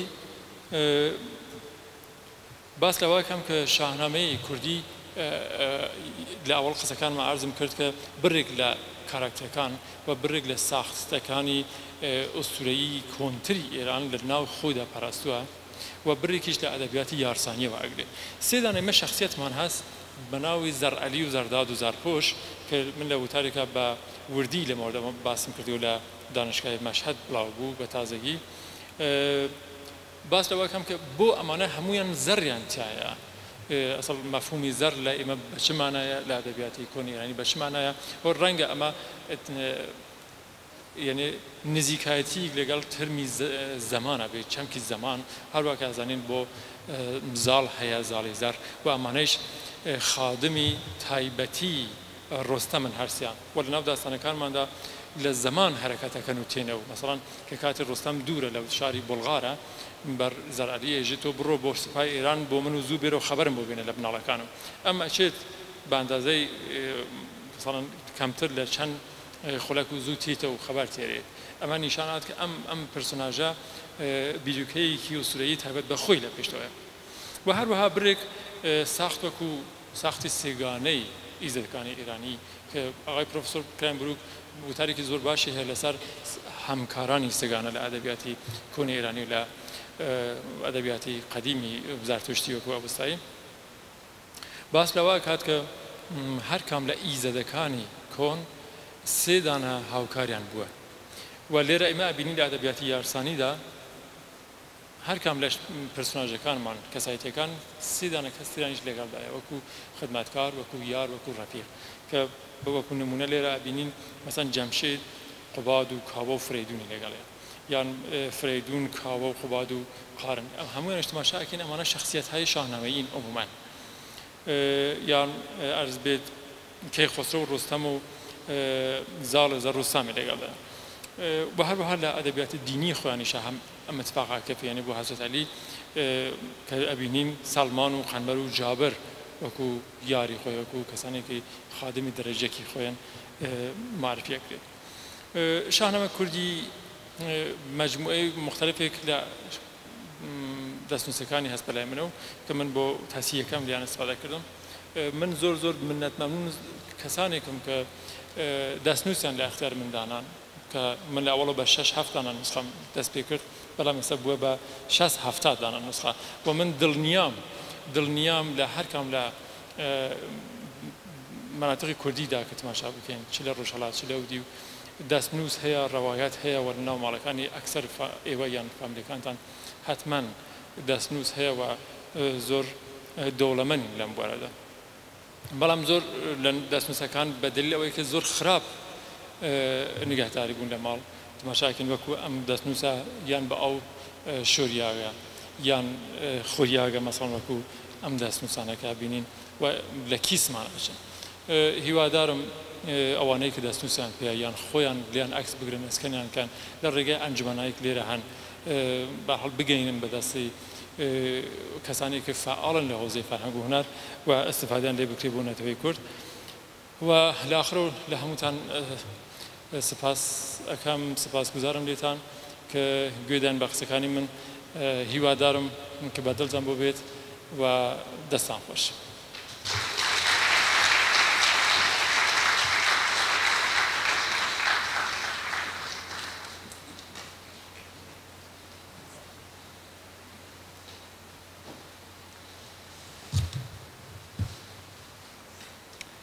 بنووی ڕوەی ماڵنە چەنی چەنێگە ئەونەی گوڵمیورێک لاوی سەروەنێگە سەیل وەلیم داویە شەتڕێ نیەیدە پێم بەلەم چی هاوار ئاوگرچیە سەلێم ڕەنگینی ڕەنگت ڕەنگ لە ڕیم ڕمان هەفت ڕەنگ وەیەی ڕەنگ ڕای واران چەمان. دکتۆر گیان دەست خۆش و سپاس بۆ تێبینیەکان و دەست خۆش و هەموو لایەکتان مانوو نەبن تکاکەم پرسیارەکانتان بگێنە دەستکە کامیل سەفەریان کە لە خزمەت دکتۆرە مەترەح بکرێت و وەڵام هەندێک لە پرسیارەکان بدرێتەوە.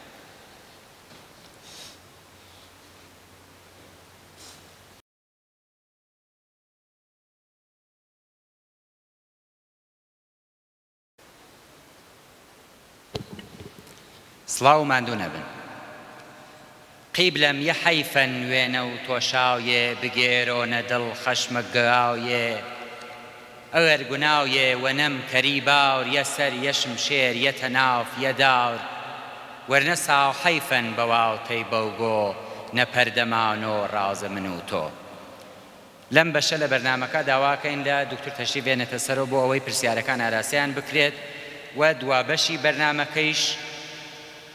لەلایەن کۆمەسیۆنی فەرهەنگی شۆراوە سپاسنامەیەک ئامادە کراوە کە پێشکەش بەژی نەکرێت. داواکەین لە دکتۆر تەشریف بێنێتە سەرەوە.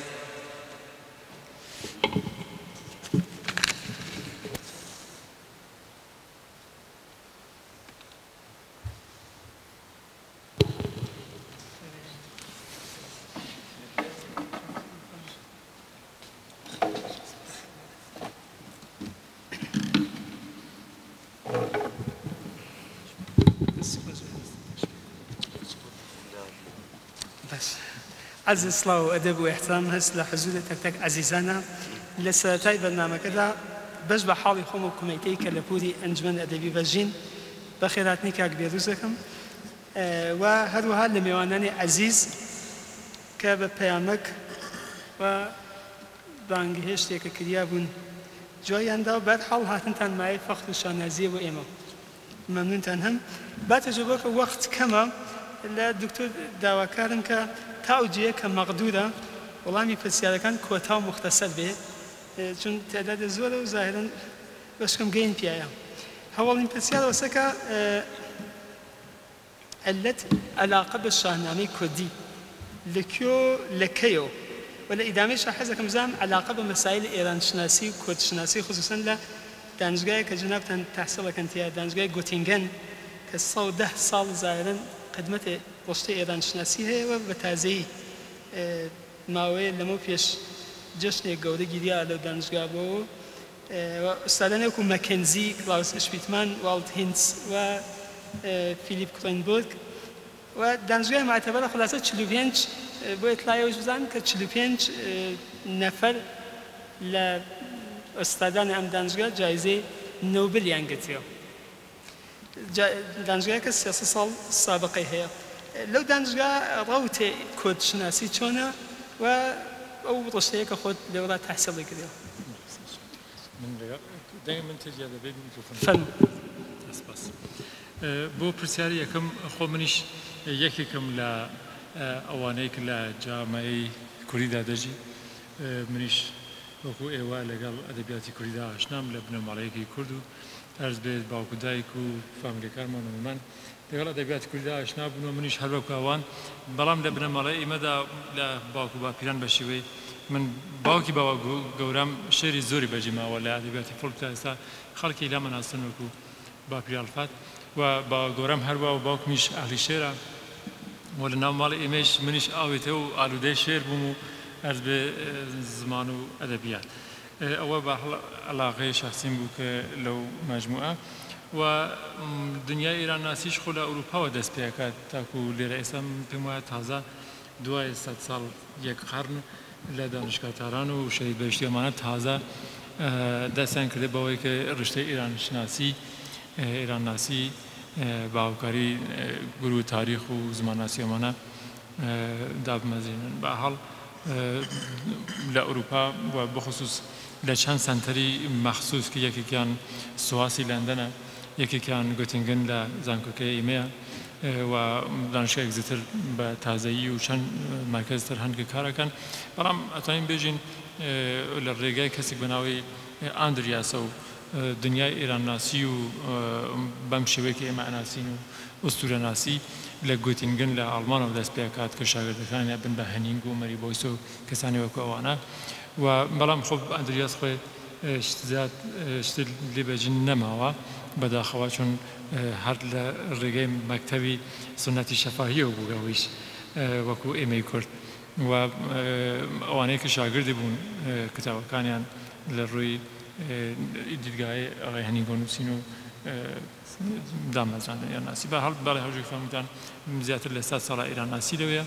و تازەگیش هەوڵ ئەوەیە کە مەساڵەی مربوط بە حوزەی زاگرۆسیش بەکو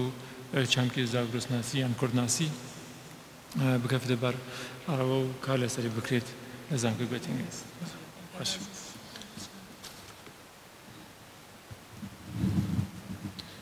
پرسیارێکی کە من لێرە لە ئای دکتۆر هەما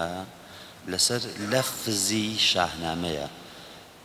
وەکو هەمومان ئاگادارین فردۆسی خۆی بە دانستە خۆی ناوی کتێبەکەی ئەنێ شاهنامە، بۆ کە مشەخەسە وەلێ ئەو دەقانەی کە ئێستا ئێمە وەکو شاهنامەی کوردی دانناسین بەو ناوە پێناسەکراون دەقایەکن کە خۆیان ناوی جۆراوجۆریان بووە، نەوی نوشافەرین بووە، ئەمە داستانێک بووە، بیژەن و مەنیژە خۆی داستانێکە، بەهمەن نامە خۆی داستانێکە، زۆراب نامە داستانێکە. سەرجەم ئەمانە کە ئێمڕۆ پێیان ئەڵێن شاهنامەی کوردی، ئایا بە خاتری ئەوە کە وەختێک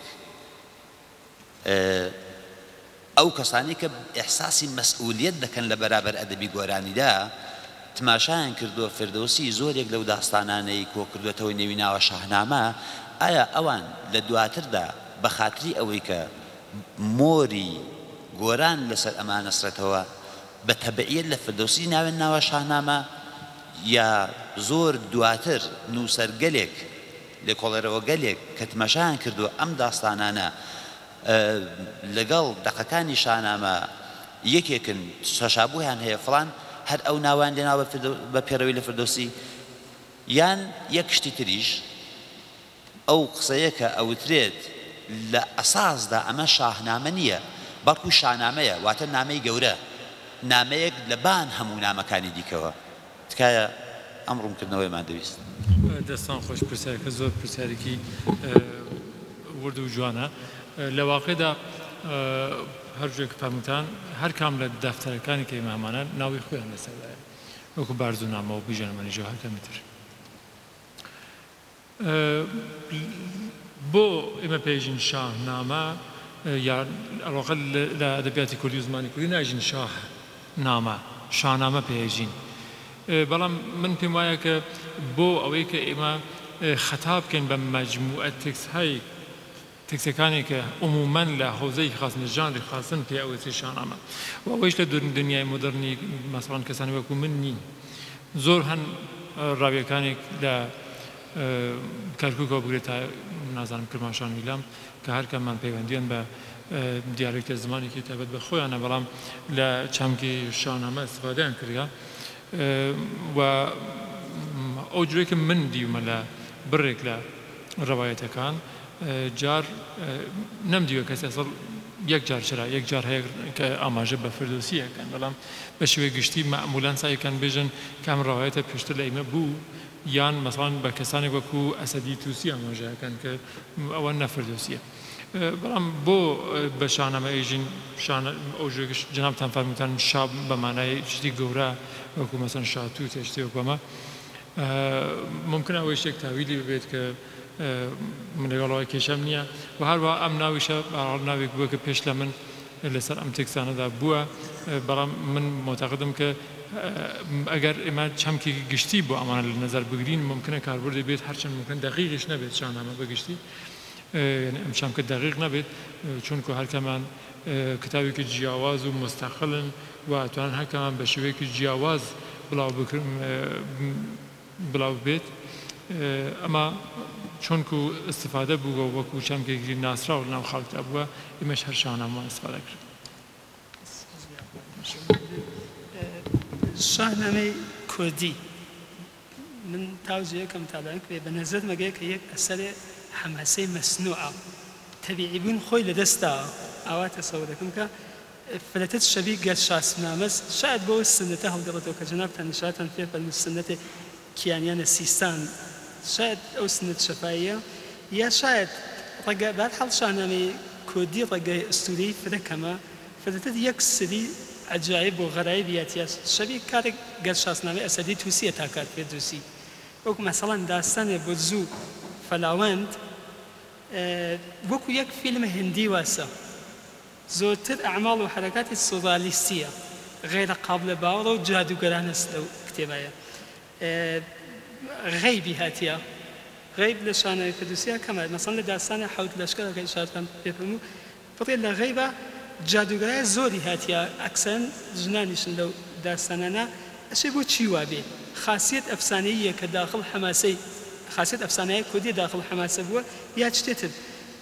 وەختێ تماشای ئەسامیەکانی شێکەیت مەسەڵەن ئەلکوس فەکوس قڕنوس قڕبوس ئیحساسێکی کە ئەمە تەبیعینی ناوهەیە عادینین ماوەڕایینیش نین ناوهەیەکە کە ساختگین بە ئەساس چ سنەتێ ئایا ئەتوانین بێژین تکرارێکم بازم شاهنامەی کوردی لەگەڵ ئەفسانە تێکڵاو بووە و شاهنامەی فردوسی لەگەڵ ئەستورە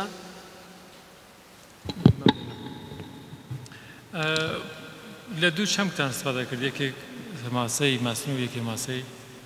ئەسلی فەرمووتان تەبیعی خۆ ئەم دوو چەمکە لە ڕاستیدا بۆ من تۆزێک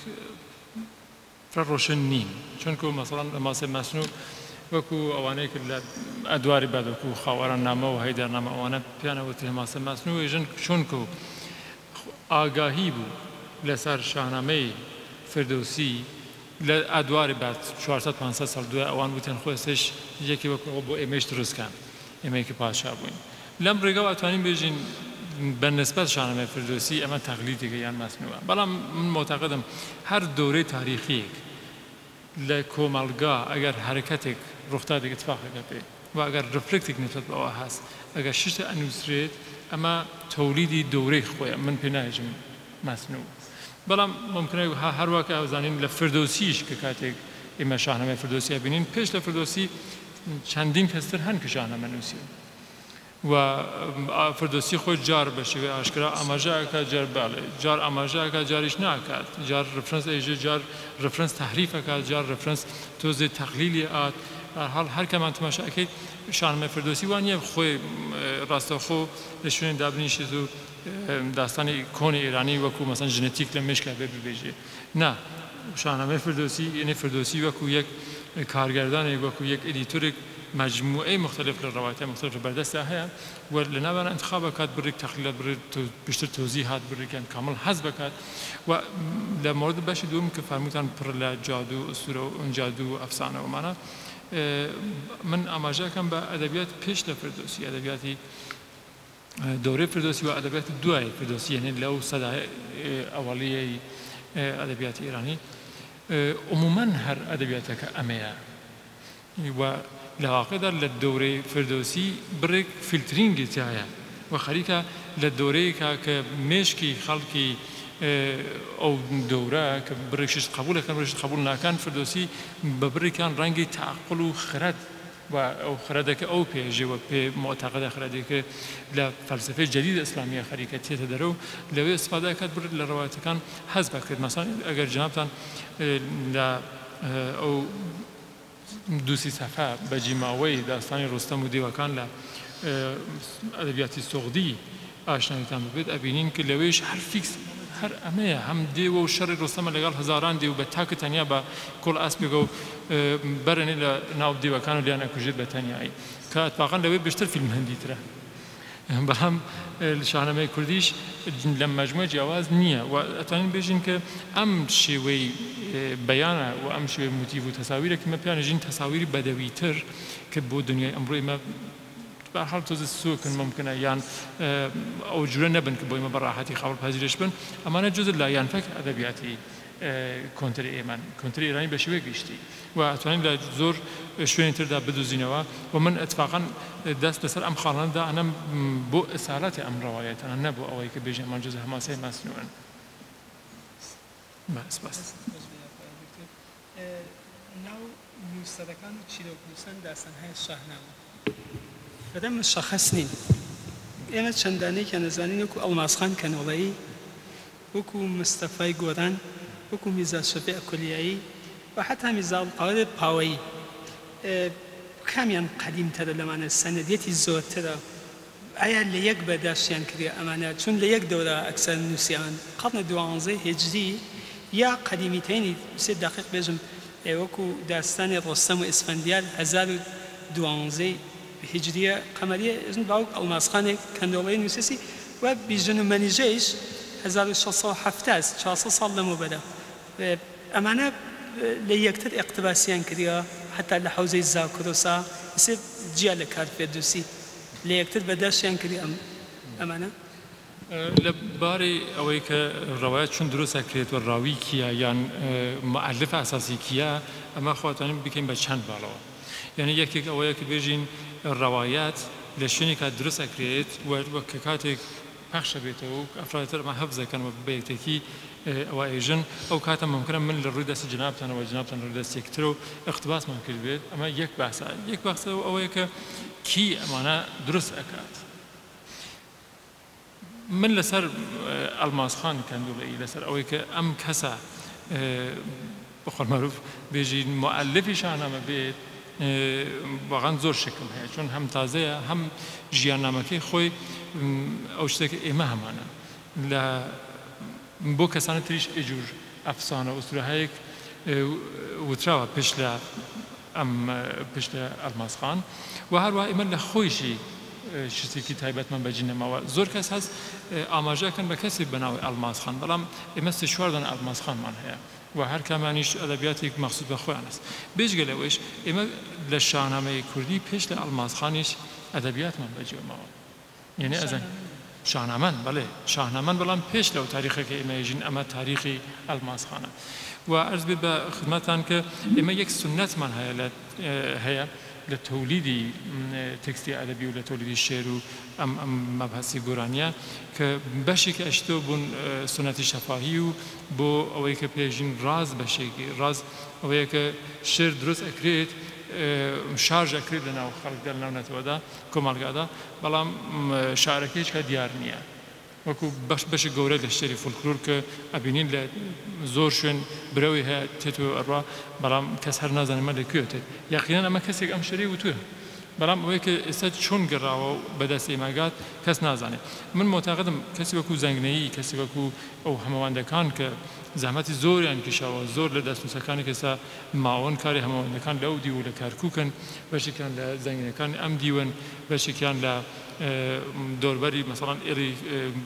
مەڕکشاهی و خزر لە ئیلامن یان لە لوڕستان کە تەماشانەکەی ڕەوایەتەکان وەکو یەکن بەڵام نووسەرەکانیان فارەکان یعنی بێجگە لە ڕەوایەتی کاتبی ئێمە زۆر ڕەوایەتی شەفاهیمانیش هەست ئێستا من لەگەڵ بێشتر لە 20 نەفەر پیاژنی گەورە قسەمان کردێ بەڵێ مصاحبەمان کردێ و توێش کە یەک ساعات کلاسیان نەچگە مەکتەبیان نەچووە هێشتا ئەسڵ نەدیون نازانن ناوی خۆیان بنووسن بەڵام کاتی شاهنامە ئەخوێنن 10,000 بێت بۆ تۆ ئەخوێنن بەبێ ئەوەیەکە یەک بیتی یەک پیتی بخەن ئەمە نیشان لە فۆرمیکی ترانزمیتی داداهای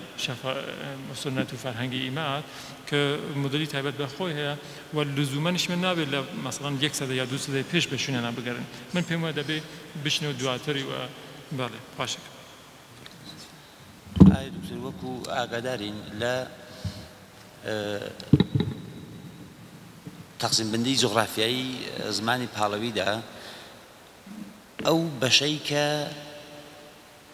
دەقی کۆنی لە هەموو بەشەکانی تر زیاتر لێ بەجێماوە کە دابەشی دەکەن بە غەربی و شەرقی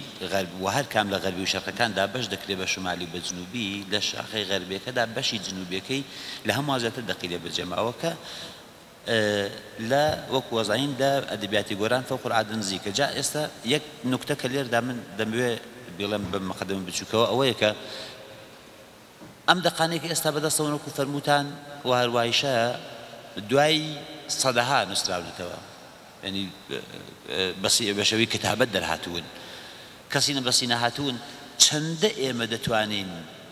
بەم دەقانەی کە دوای چەندین سەدە نووسراونەتەوە پشت ببەستین بۆ دیاریکردنی فاسلەی ئەو زبانە پاڵەویە کە ئێستا دەقەکانی لە پێش ئیسلامەوە بەجێ ماون لەگەڵ ئەو دەقە نووسراوانەی کە دوای چەندین سەدە ئەم شانەمانیان پێ نووسراوەتەوە یا ئەدەبیاتی گۆرانیان پێ نووسراوەتەوە من پێم وایە باسی زمان لێرە زۆر کارگەری نییە چونکو لە باسی زمانناسی و لە باس تەبەقەبەندی زوانی ئێمە لەسەر ئەوەی کە ئەگزیستە قسەکەین و ئەگەر لەبارەی فۆنۆلۆژی یان بارەی بێژین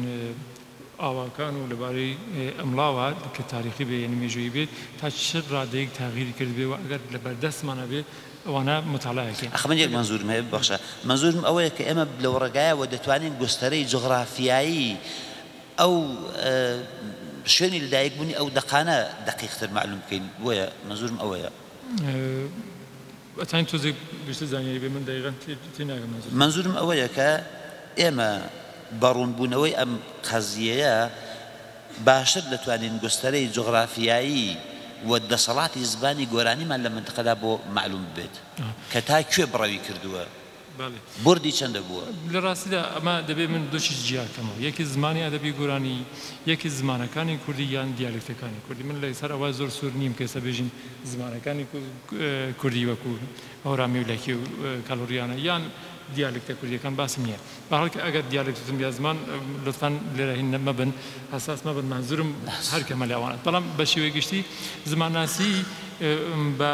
رابطەی نێوان زمانەکان یا دیالکتەکان بیشتر ئاماژەکات و بەحاڵ فوکوسەکات بەڵام گۆرانی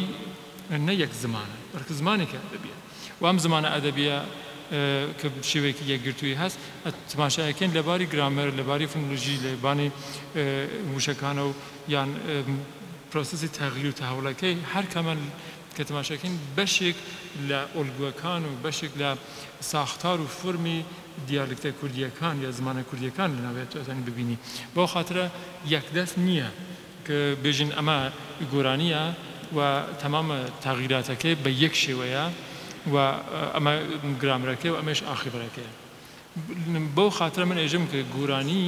و ئەدەبیاتی گۆرانی زمانی ئەدەبی گۆرانی جزم مەجموعی تەبەقەبەندی زماناتنە هەر نییە مەیەک زمانی ئەدەبیە کە کاتێک مە بە شوێنی رابطەی بینی دیالکتە زاگروسیەکان زمانە زاگروسیەکان لەگەڵ پاهلەویدا ئەگەڕین دەبێت ئەو کاتایمە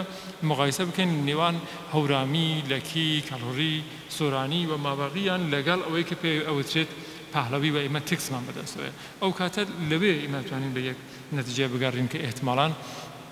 تا چ ڕادێک نزیکی یا دووری نێوان ئەم زمانانە یان دیالکتانە هەست لەگەڵ زمانی پاڵەوی دەوری ساسانی یان پێشکاوە بەڵام بە شێوەی گشتی من ئەتوانم بێژم لەباری فنلۆژی و لەباری وشە و گرامر و ئەمانە زۆر نزیکایەتی هەیە بینی دیالکتە کوردیەکان و پاڵەوی و بۆم زۆر سەیرە چون ئەو زمان ناسانەیە کە کاریان کردە ئەمە دێر هیچ باش تێ نەگەشتنەکە رابطەی نێوان دیالکتە کوردیەکان لەگەڵ پاڵەوی زۆر نزیکترە تاکو و رابطەی بین زمان فارسی و پاڵەوی و ئەمە بە هەڵ شتێکی نییە کە شاراوە بێت ئەتوانن خۆیان چکەن ئەمە تستێکەن بزانن ئایا درستە یان نە بەڵام بە شێوەی گشتی مقایسەکردن گۆرانی لەگەڵ پاڵەوی بەڕای من کارێکی زۆر ساختە و احتمالاً تووشی سەختی زۆر بێت چون ئەمە زمانێکی ئەدەبیە کۆمپۆزیتە و شتێکی سلکتیڤە نێوان چەندانە دیالکت چەند سوالیان پرسیە فکر ناکەم ئەمە وەختی بەرنامەکەمانە بێت لوتفەن دەبارەی پیسشالیات نەزانم کاری کردوێت لا هەست معرفەت و خواهش دەکەم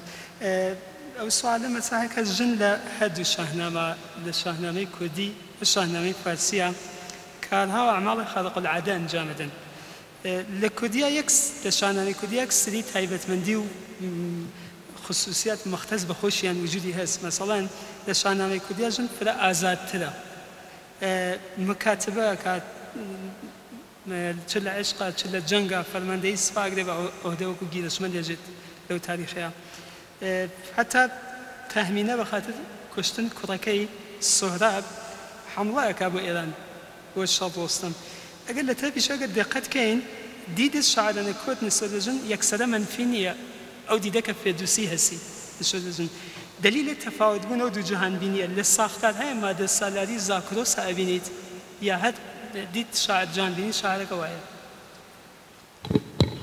ئەمە یەکێک لە پرسیارە سەرەکیەکانە بۆ ئەوەی کە ئێمە لە ئەساڵات ڕەوایەتی شاهنامەی فردۆسی و شاهنامەی کوردی درەنگ بکەین من پێم وایە بەشێک لە بیرۆکەی ئێمە ئەمڕۆ بەجێماوەی بڕێک بیرۆکەی کۆنن کە لەناو ئێمەدا ماون بڕێک لە ئاوکاران هەرچی کە ئەبینن ئەگەر نیشانەیەک ئەگەر بە هەڵ ڕوختا دەگەبن فۆری لە دنیای زەرتشتی دنیای ئەسلام یان نەهایەتەن لە مهری هابینن من پێم وایە ئەو جوێکە مێرداد بەهارەیژێ ئەگەر شتی بزانم ئەگەر حتمان نزیک بە شانەمەی کوردی بێ باشترە بە شێوەیە گشتی من ئەرزم ئەوەیە کە ئاغای مێرداد بەهار معتەقەدە کە فەرهەنگی ئەمڕۆی ئێران حاصل بەرخورد و لێکدانەوەی دوو فەرهەنگی گەورەی بوومیەکانی ئێران لە هەوزەی زاگرس و مەزوبتامیا بووە لەگەڵ ئایایەکانێکت بە تازەگی تێ و ئەم تێکەڵاویە جار ئێمە گێژەکات کە ئەگەر چیتە بینین وەکو مەسەڵان لە داستانێکی وەکو داستانی بیژەنەوەنیژە کە فەرمووتان واقعی مینۆرسی و دیگەران کەسان ترێژن ئەم داستانە ڕەنگە برێک لە بیرۆکەکانی دەورەی پارتی تیا بێگەنەی کۆنەوە پێش لە ساسانەکانیش بووە ئەمە لە شانەمەی فردۆسی کوردی بەرچاوترە ئەبینین کە ژن تاسیرێکی زۆر مهمی هەیە نەک وەکو ئەوەی کە ئەو جورەی کە شانەمەی فردۆسی هەیە زۆر ژن لە ئاسێکی زۆر خواردەست دانێت و هەمیشە مایەی فساد و هەمیشە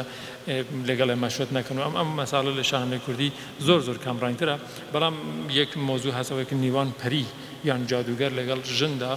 ئەوەش بە بەواستەی ئەوەی کە یەک جوانن زیباییە و یەکیش بەواستەی جنس ئەمانە لە مێشکی ئێرانیدا بخصوص دوای ئەدوار متاخر زەرتشتی پەری یەواش حاڵاتی شەڕی خراوی خۆی لەدەست هاتوو تەبدیل بێت بە هەڵ یەک مۆژودێکی نیوە باش بۆ خاطرە ژن لەگەڵ ئەوەش جار مقایسە بێت لە حاڵەتەی تەشبیه و ساری بەڵام بە شێوەی گشتی ڕاستە کە شانەمەی کوردی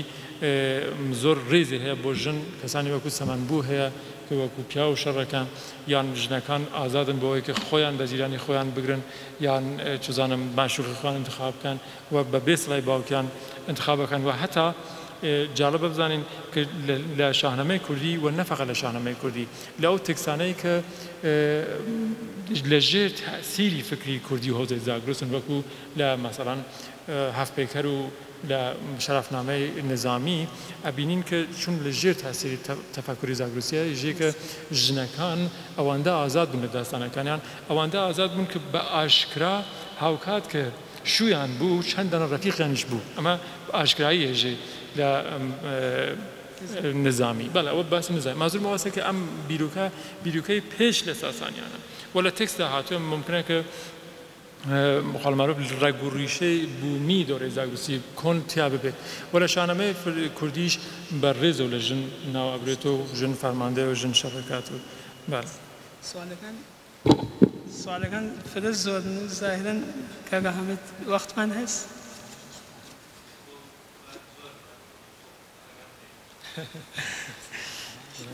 سوال زۆر پرسیار لەبارەی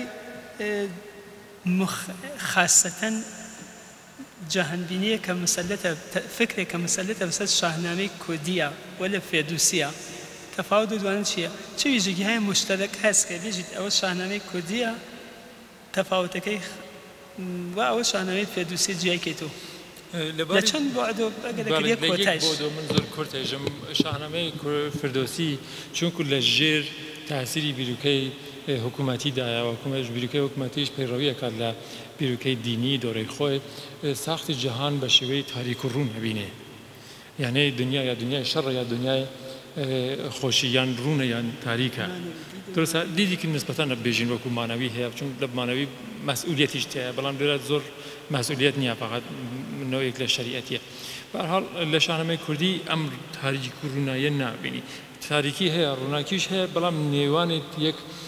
یەک فەزای خاکستەریش ئەبینی کە هەردووکیان تێکەڵاون وەکو واقعیەت ئەمە باس کراوە کەمە بەهەڵ ڕێگە هەیە کە لە سەری باس بکرێت بە وردی سەبارەت بە ئاینی یارسان یا شەیتان پەرستی چەند پەیوەندیان هەیە بێکۆ ناگەم چ نەبوو وەڵا ئێوە لە من لێرە متخەسسترنەوە چی من جوابان گیان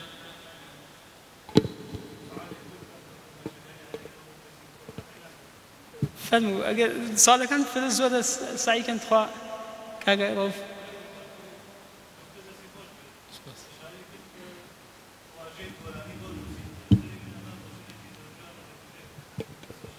سپاسەکە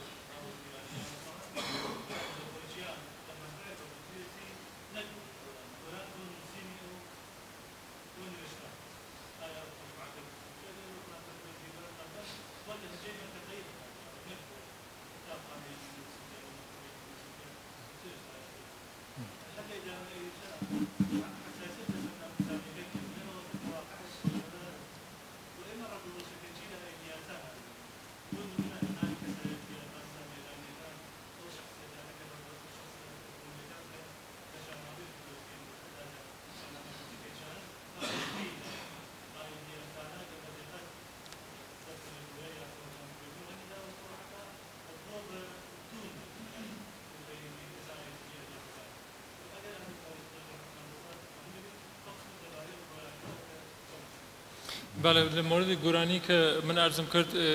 لە تەبارشناسی ئەم تێوریەکە گۆرانی چییە خۆ من ئەرزم کرد باسان سەر ئەوەیە کە گۆرانیەک زمانەوە زمانێکی غێری کوردیە و جز مەجموعە زمانە ئێرانی غەربی کۆلەن نییە جز زمانە ئێرانی حوزەی شار مرکزە بەڵام ئەو بۆچوونی منەکەمە یەک زمانی ئەدەبیە و بێژگە زمانی ئاخافتن شتێکی جیاوازە لەسەر ئەو مەسەڵەی کە فەرموو باری ئاینی یارسان پێمە بوو ئاینی یارسان فێلەن ئەو سوالانەی کە ڕەفتی بەرنامەکە هەست بپرسین لێرە داستان هەیە لە شاهنامە وەکو بیژن و مەنیژە ڕۆستەم و ئیسفەندیە ڕۆستەم و شەغات دقیقاً لەفز بە لەفز لە فێردوسیە و لە شاهنامەی کوردیە هەست حتا لۆغەت یەکێکە ناو یەکێکە ماجراکان یەکێکە خۆ فکر دەکەیتەوە تەرجمە لە فێردوسی نییە چون ئەڵماسخان ئەژێت فێردوسی تووسی دانای پڕفەهام باعثی ئیجاد شاهنامەن تەمام و ئەوەش ئەلبەتە ئەوش تماشا بکەین کە تەفاوتیشیان هەست وەلێ با تەوجە بەوانە ئەو ئەتوانی بێژی قسمەتێ ئەوە ئێمە ئەتوانین ئاوا بێژین باشتر نییە ئای دکتۆر کە بێژین دوو دەستە شاهنامەی کوردیمان هەست تەرجمەی بەخشایە لە شاهنامە بە حفظ جزئیات و چوارچوو بە وەکو بێژن و مەنیژە دقیقاً لە شاهنامە گیریەوە قسمەتایەکیشیان هەست کە مشابه فردوسی نین ساخته ذهن جامعی زاکروسا شتێک ئاوا غەڵەتە من هینیم خەڵمەعروف ئەکستریمیست نیم بێژم لزومەن غەڵەتە یا لزومەن درستە بەڵام هەو ئەشرێکە من نیشاندام لە مۆردە ئوستورە و داستانهای ئێرانی کە یەک ماجموعە گوستاردەیەکمان هەیە کە هەموو نەتەوە ئێرانیەکان ئەو داستانەکانە لە بینیان شەیر بووە یعنی هەموو ئەزانن بە بڕوای من لزومی نییە کە ئەدەبیاتی هەوزەی سیستانیان کوردی لزومەن لە فردۆسی گرت بێت ڕەنگە لە ئەدەبیات زارەکی کە خودە فردۆسیش لە ئەو ئەستفادە ئەکات گرت بێت یعنی منزور من ئەوەیە کە بینی شاهنامەی کوردی و شاهنامەی فردۆسی یەک خاڵی سێهەم هەست کە احتمالاً سەرچاوەی هەردوو کەمانەیە و ئەزانین کە نێوان فردۆسی و شاهنامەی کوردیش هەرچەند هاوبەشی هەست بەڵام اختلافەکان ئەوەندە زۆرە کە ئێمە ئەتوانین لەسەرمە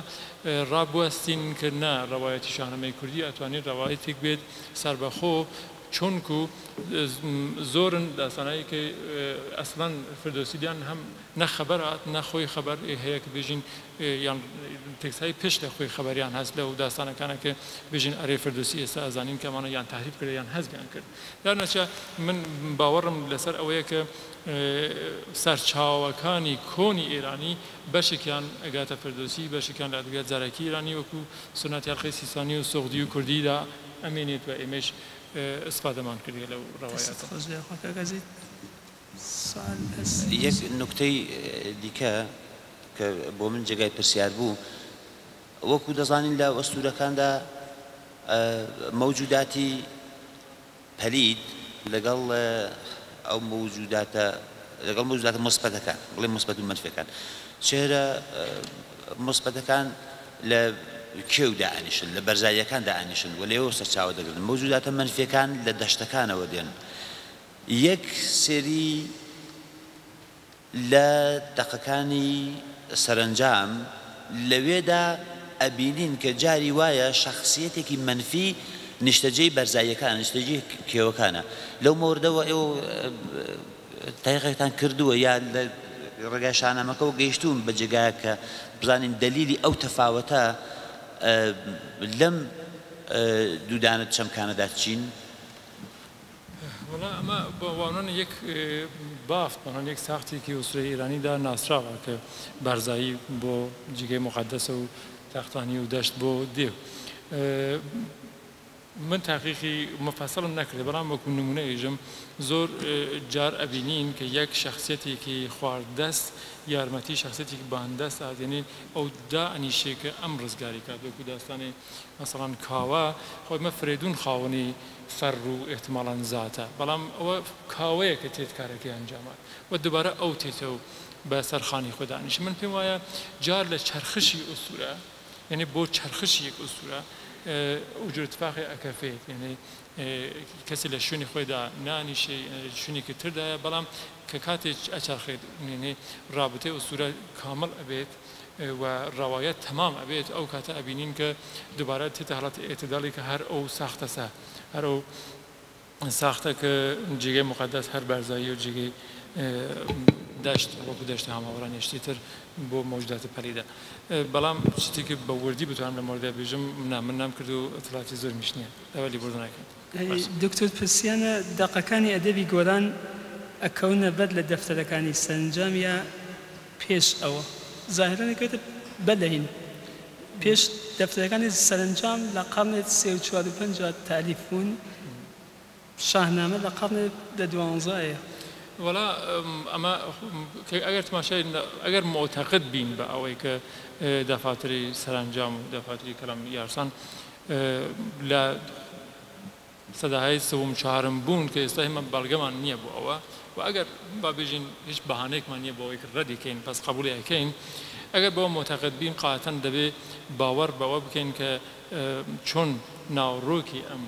ئەدەبیات دینیە پڕە لە ئەدەبیاتی حماسی و شخصیەتهای حماسی دەبێ قبول بکەین کە شاهنامە لەو مەناتقەدا هەر لە ئەو کاتدا بووە کە ئەمان ئەتڵایان هەیە و لێ ئستیفادە ئەکەن و ئایا یادسان دینە یادسان باعث نەبووە کە ئەدەبە گۆران پەرە بسێنێ پەخش بێتەوە گوستەش پێیاکە یا بەرعکس چرا یقیناً گۆران باعث بۆ کە تینە یاری ما هەردووکیان توانین بێژین ئەمانە وەکو ترانسفۆرماتۆرن کە بە یەکتری قدرەت و ئەنرژیان کە تماشاکەین لە جامخانەدا یان لە کەلامخوانیە کە جارێ مەسەڵەن کە مەجلسیە دانیشن شاهنامە خوێندن و تەمبور لێیان خۆ ئەمە خۆی یعنی کە شاهنامە چووتە سناو دڵی جەمعێک کە ئەمانە خصوصی و کە کاتێک ئاموزش ئەدرێت کە کاتێک هێشتا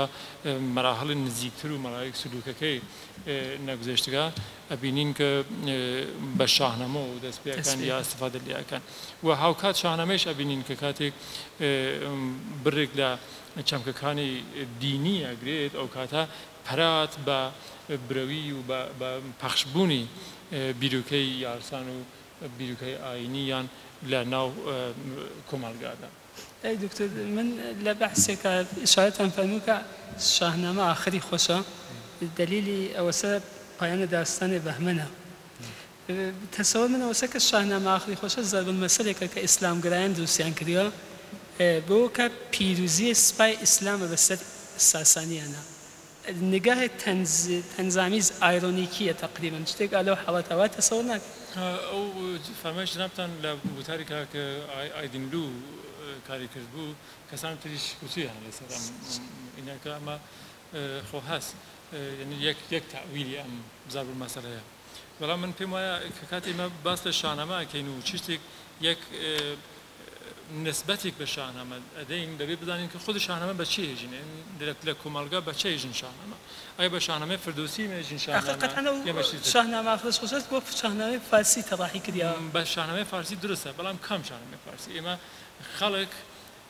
شاهنامەی کە ڕەوایەتە ناقاڵی مشکین بێشتر ئەناسن تا شاهنامەی فردوسی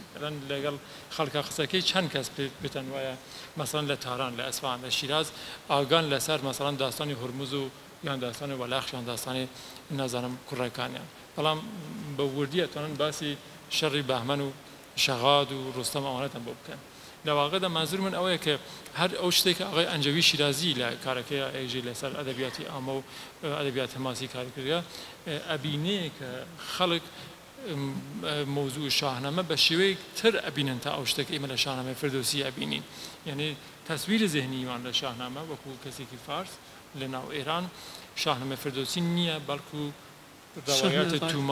تومارەکانی کە 700 بیت سەفهەن و هەم بە نەسر هەست هەم بە نەزم و من لەو دیدگاوە تەماشاکەم کە چۆن تەسویری شاهنامە شتیترە قاعەتەن زەربن مەسەلەکەیش دەبێت شتیتر بێت بۆ خاترە وەگەرنە بە تەزەکیش ئیسلامگرایان پێم وانە بێ ئەو موقعی کە بۆ ئەوەندە شاهنامەیان پێ خۆش بێت کە شاهنامە بخۆن و بۆ زەربن مەسەل دروستکەن چۆن ئەزانین لە ئەدوار ئەوەلی ئیسلامی شەڕێکی زۆر سەخت بوو نێوان ڕەوایەتی عەرەبی و ڕەوایەتی ئێرانی نا ڕەوایەتی ئێرانی و عەرەبی کەمان وتن من پاڵەوانەمان ئەسپەندیار و ڕۆستەم ئەوان مەسەڵ نەزر بن حارس کە مەترحیان کرد ئەوان وتن نا پاڵەوانەکانی ئێمە قودرەتمەندن ئێوە دەبێت ڕەوایەتی ئێمە بێژن تا ڕەوایەت ئێرانیەکە بەهەڵ وەڵام لەناو ئەمانە کە درا بەدەستمنەوە یەک مەوردیان زۆریان تکرارین سەبارەت بە زۆرێکیشان یەکسری پرسیاری سەرەتایین کە وەختی ئایدکتوری پێ نەگرین سەبارەت بە شاهنامەی ئەڵماسخانی کەنولەی ئەڵێ باسێکی کورت بکەن لەباری تاریخی و بەڵگەکەم پێیا کرد حتمما خدمەتان عەرزەکەم ئەم دانێژ بتوێتی تا ئێستا وەکو چاپکرا و چەندانە شاهنامەی کوردی کاری لەسەر کراوە لە بازارە دراوەتە دەرەوە بۆ خوێنەر هەن بڕێک ئاغای ئیراج بەهرامی سێ جڵ پێم وابێ لە شاهنامەی جەواهرپوش و سەمسەروانە چاپ کردووە باڵێ لە ئینچاپ بووە ئەمە بەڵام خۆ تەسیحی نییە لە واقعدا یعنی هەر بازنوویسیکە و هەروەها ئاغای ئیزاد پەنا شاهنامەیەکی نووسیوە کە هەر جزء باڵێ ئاغای سیاوەش گودەرزیش لە ستۆکهۆلم نووسی و لە باشوور چاپ بووە چەند دووسێ ورژن لە شاهنامەی لە ڕۆستەم زۆرابی نووسیوە و دوومەوەتیشمان هەست شاهنامەی محەممەد ڕەشی ئەمینی چاپی کردە 14000 بیتە بەس شاهنامەی سدیق سەفیزادە زاهرەنەیش من نامدیوە چاپی کردە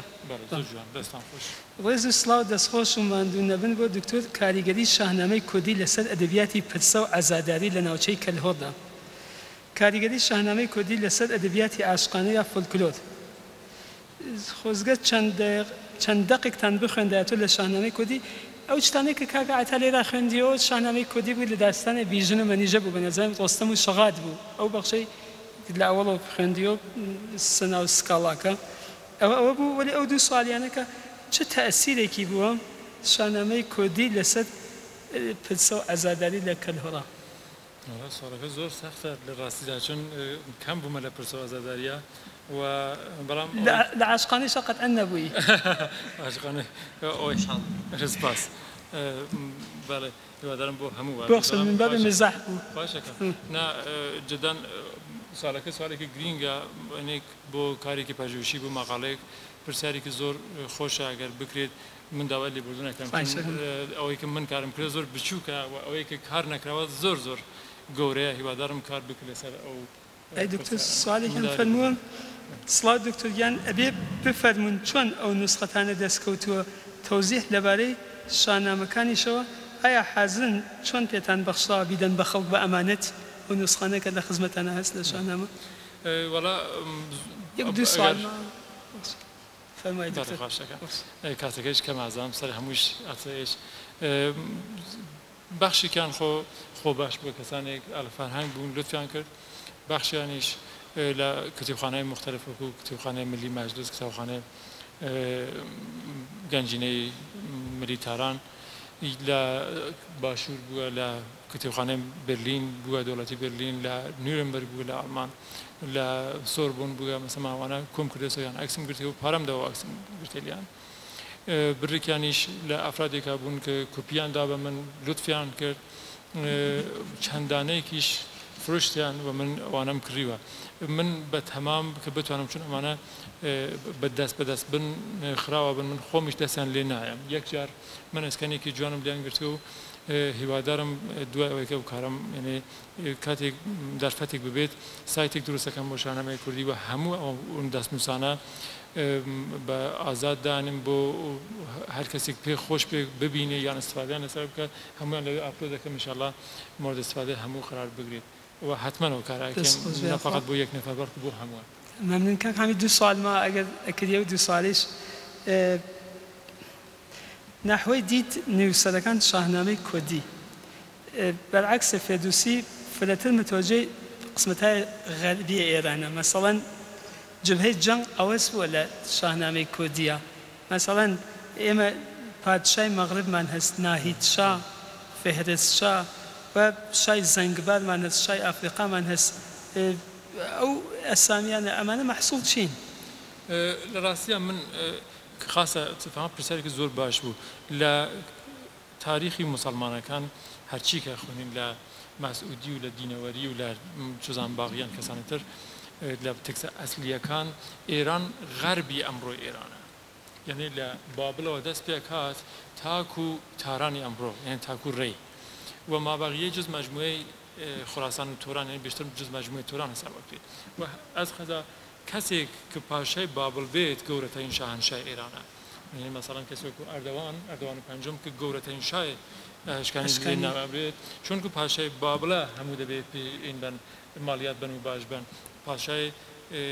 ئەرمەنستان و گورجستان و نازانم سیستان و هەموو دەبێت باش ببن بەڵام وا نەبووە کە ئەمە یەک دەست ببێت یانەتیجە بۆ هەر شوێنێک بۆ خۆی وەکو ملوک و تەوایف تاکو دۆرەی قاجاریش هەروە بوو ئەمانە مەمالک مەحروسە بوون هەرکەم بۆ خۆیان مهنیکەم بەڵام بە شێوەی سنەتی لە ئەدەبیاتی ئەوەڵ ئەسپان کە تماشاکەین ئێران بە مەرکەزیەت بابل و هەوزە مەزۆپۆتامیا پێ ئەوەچێت و تماشاشەکەن هەتا لە دۆرەی ساسانی سەنتەرە ئەسلیەکان تیسفون و ئستاخ مەرکەز دینی و باز زاگرۆس لە نێوان ئەم دوو سەنتەر است و لەواقعدا دوور نییە کە ئەگەر ئێمە جور بیرروکێک لە تکسەکانمانە ببینین و آخرین سوالای دکتۆر ئایا ئەتوانین بێژین زاکرۆس خاستگا ئەسلی حەماسەس چۆن ڕێگاهای زۆری هاتیە کە ئایسێ زینیە مەسەڵەن داستانەکان لە چجیا لە نەقالیە لە نوشتا لە ئەو شاهنامانە کە ئیشارەت پێکەن عەشایری فرە هەست هۆزهای فرە هەست لێرە ئەسڵ و نەسەب خۆیان بە پاڵەوانانی کیانی و شاهانی ساسانیە گەێنوە جاینام زۆرمان هەست لە کرماشانەوانە کە سەمەنگان و گۆڵی زۆرا بوو گۆندی کاوس ئایا ئەو مەجموعە کافی نییە بەوە کە بێژن خاستگای حەماسە بە ئیزافەیەوە کە ئاخرین نوکتەی شەوسەکەم تەسەوت ئێمە ئەوەسە کە گۆرانەکان لە شەرقی ئێرانەوە هاتین گۆرانەکان حاصڵە و سنەتەسە کە جەنابی شاعیر فرموود لە سیستانە نا من لەسەر باوەڕە نیم کە لە شەرقەوە هاتبن چون مینۆڕسکی و ڕۆمادین و ئاکۆپۆف و ئەمانە ئاوا وتیانە ئایا ئەو بۆچوونە من ئەوڵین جار بەمە ئەبیستم ئەشنافم و باوەڕش ناکەم ئەگەر بەڵگەیەک بوو ببینم حتمما باوەڕ حتا بەهرامە گوری شارەکەن ئێژن ئەمە لە غوریانە و بەهرامە پەنجم کە کرماشانی دروست کرد جوان هەست لەسەر یعنی خاندانە هەماسیەکانی ئێرانی لاغای پرۆفسۆر جەلال خالقی مطلق زۆر جوان ئەگەر بخوێنین باس لەوا کات کە لە دەورەی پارتیەکان چەند بنەماڵی گەورە بوون چەند خاندانی گەورە بوون کە یەکێکیان لە ڕێی بوو کە پاڵەواناسیەکان ئسفەندیار بوو یەکێکیان لە غارب بووە لە زاگرۆس کە پاڵەواناسیەکان تووسە و یەکێکیانیش لە سیستان کە خاندانی پاڵەواناسیەکان ڕۆستەمە و ئەمانە هەر کەمان لە دەورەی کە داستانی خۆیان دروستەکان کە کاتی تماشاکەین لە دەورەی ساسانیەکان ئەم ڕەوایەتانە ئەشتن ناو یەکەوت تێکەڵاوە بن و مەجموعەیەک بەو شێوەکە ئێمە ئەمڕۆ بینین دروست ئەبێت بەڵام لەگەڵ ئەو بۆچونەدا نیم کە زاگرۆس خاستگای ئەسلی بێت یان شوێنتە زەڵتۆش لە شانەوەی کوردیا باسی کردیا نەکراوە نەخێت نیمان ئەسڵ مەواسط دینی بە شێوەی ئاشکرا لە شانەمەی کوردی نیمانەوە فردوسی دەست خۆشایی دکتۆر مەمنون دەست هەمووتان باشن ئەگەر کەم و کورتی بوو داوای لێبوردنەکە سپاس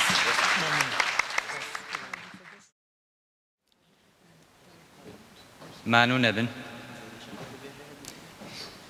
ئاشەوان دەخیل هاوڕەوەتا و با خەڵکی دڵیان بۆم بێتە کەواو لە بێمەیلی یاڕ لە زوڵفی خاوی بەش بم بە کلە و ببنێتە چاو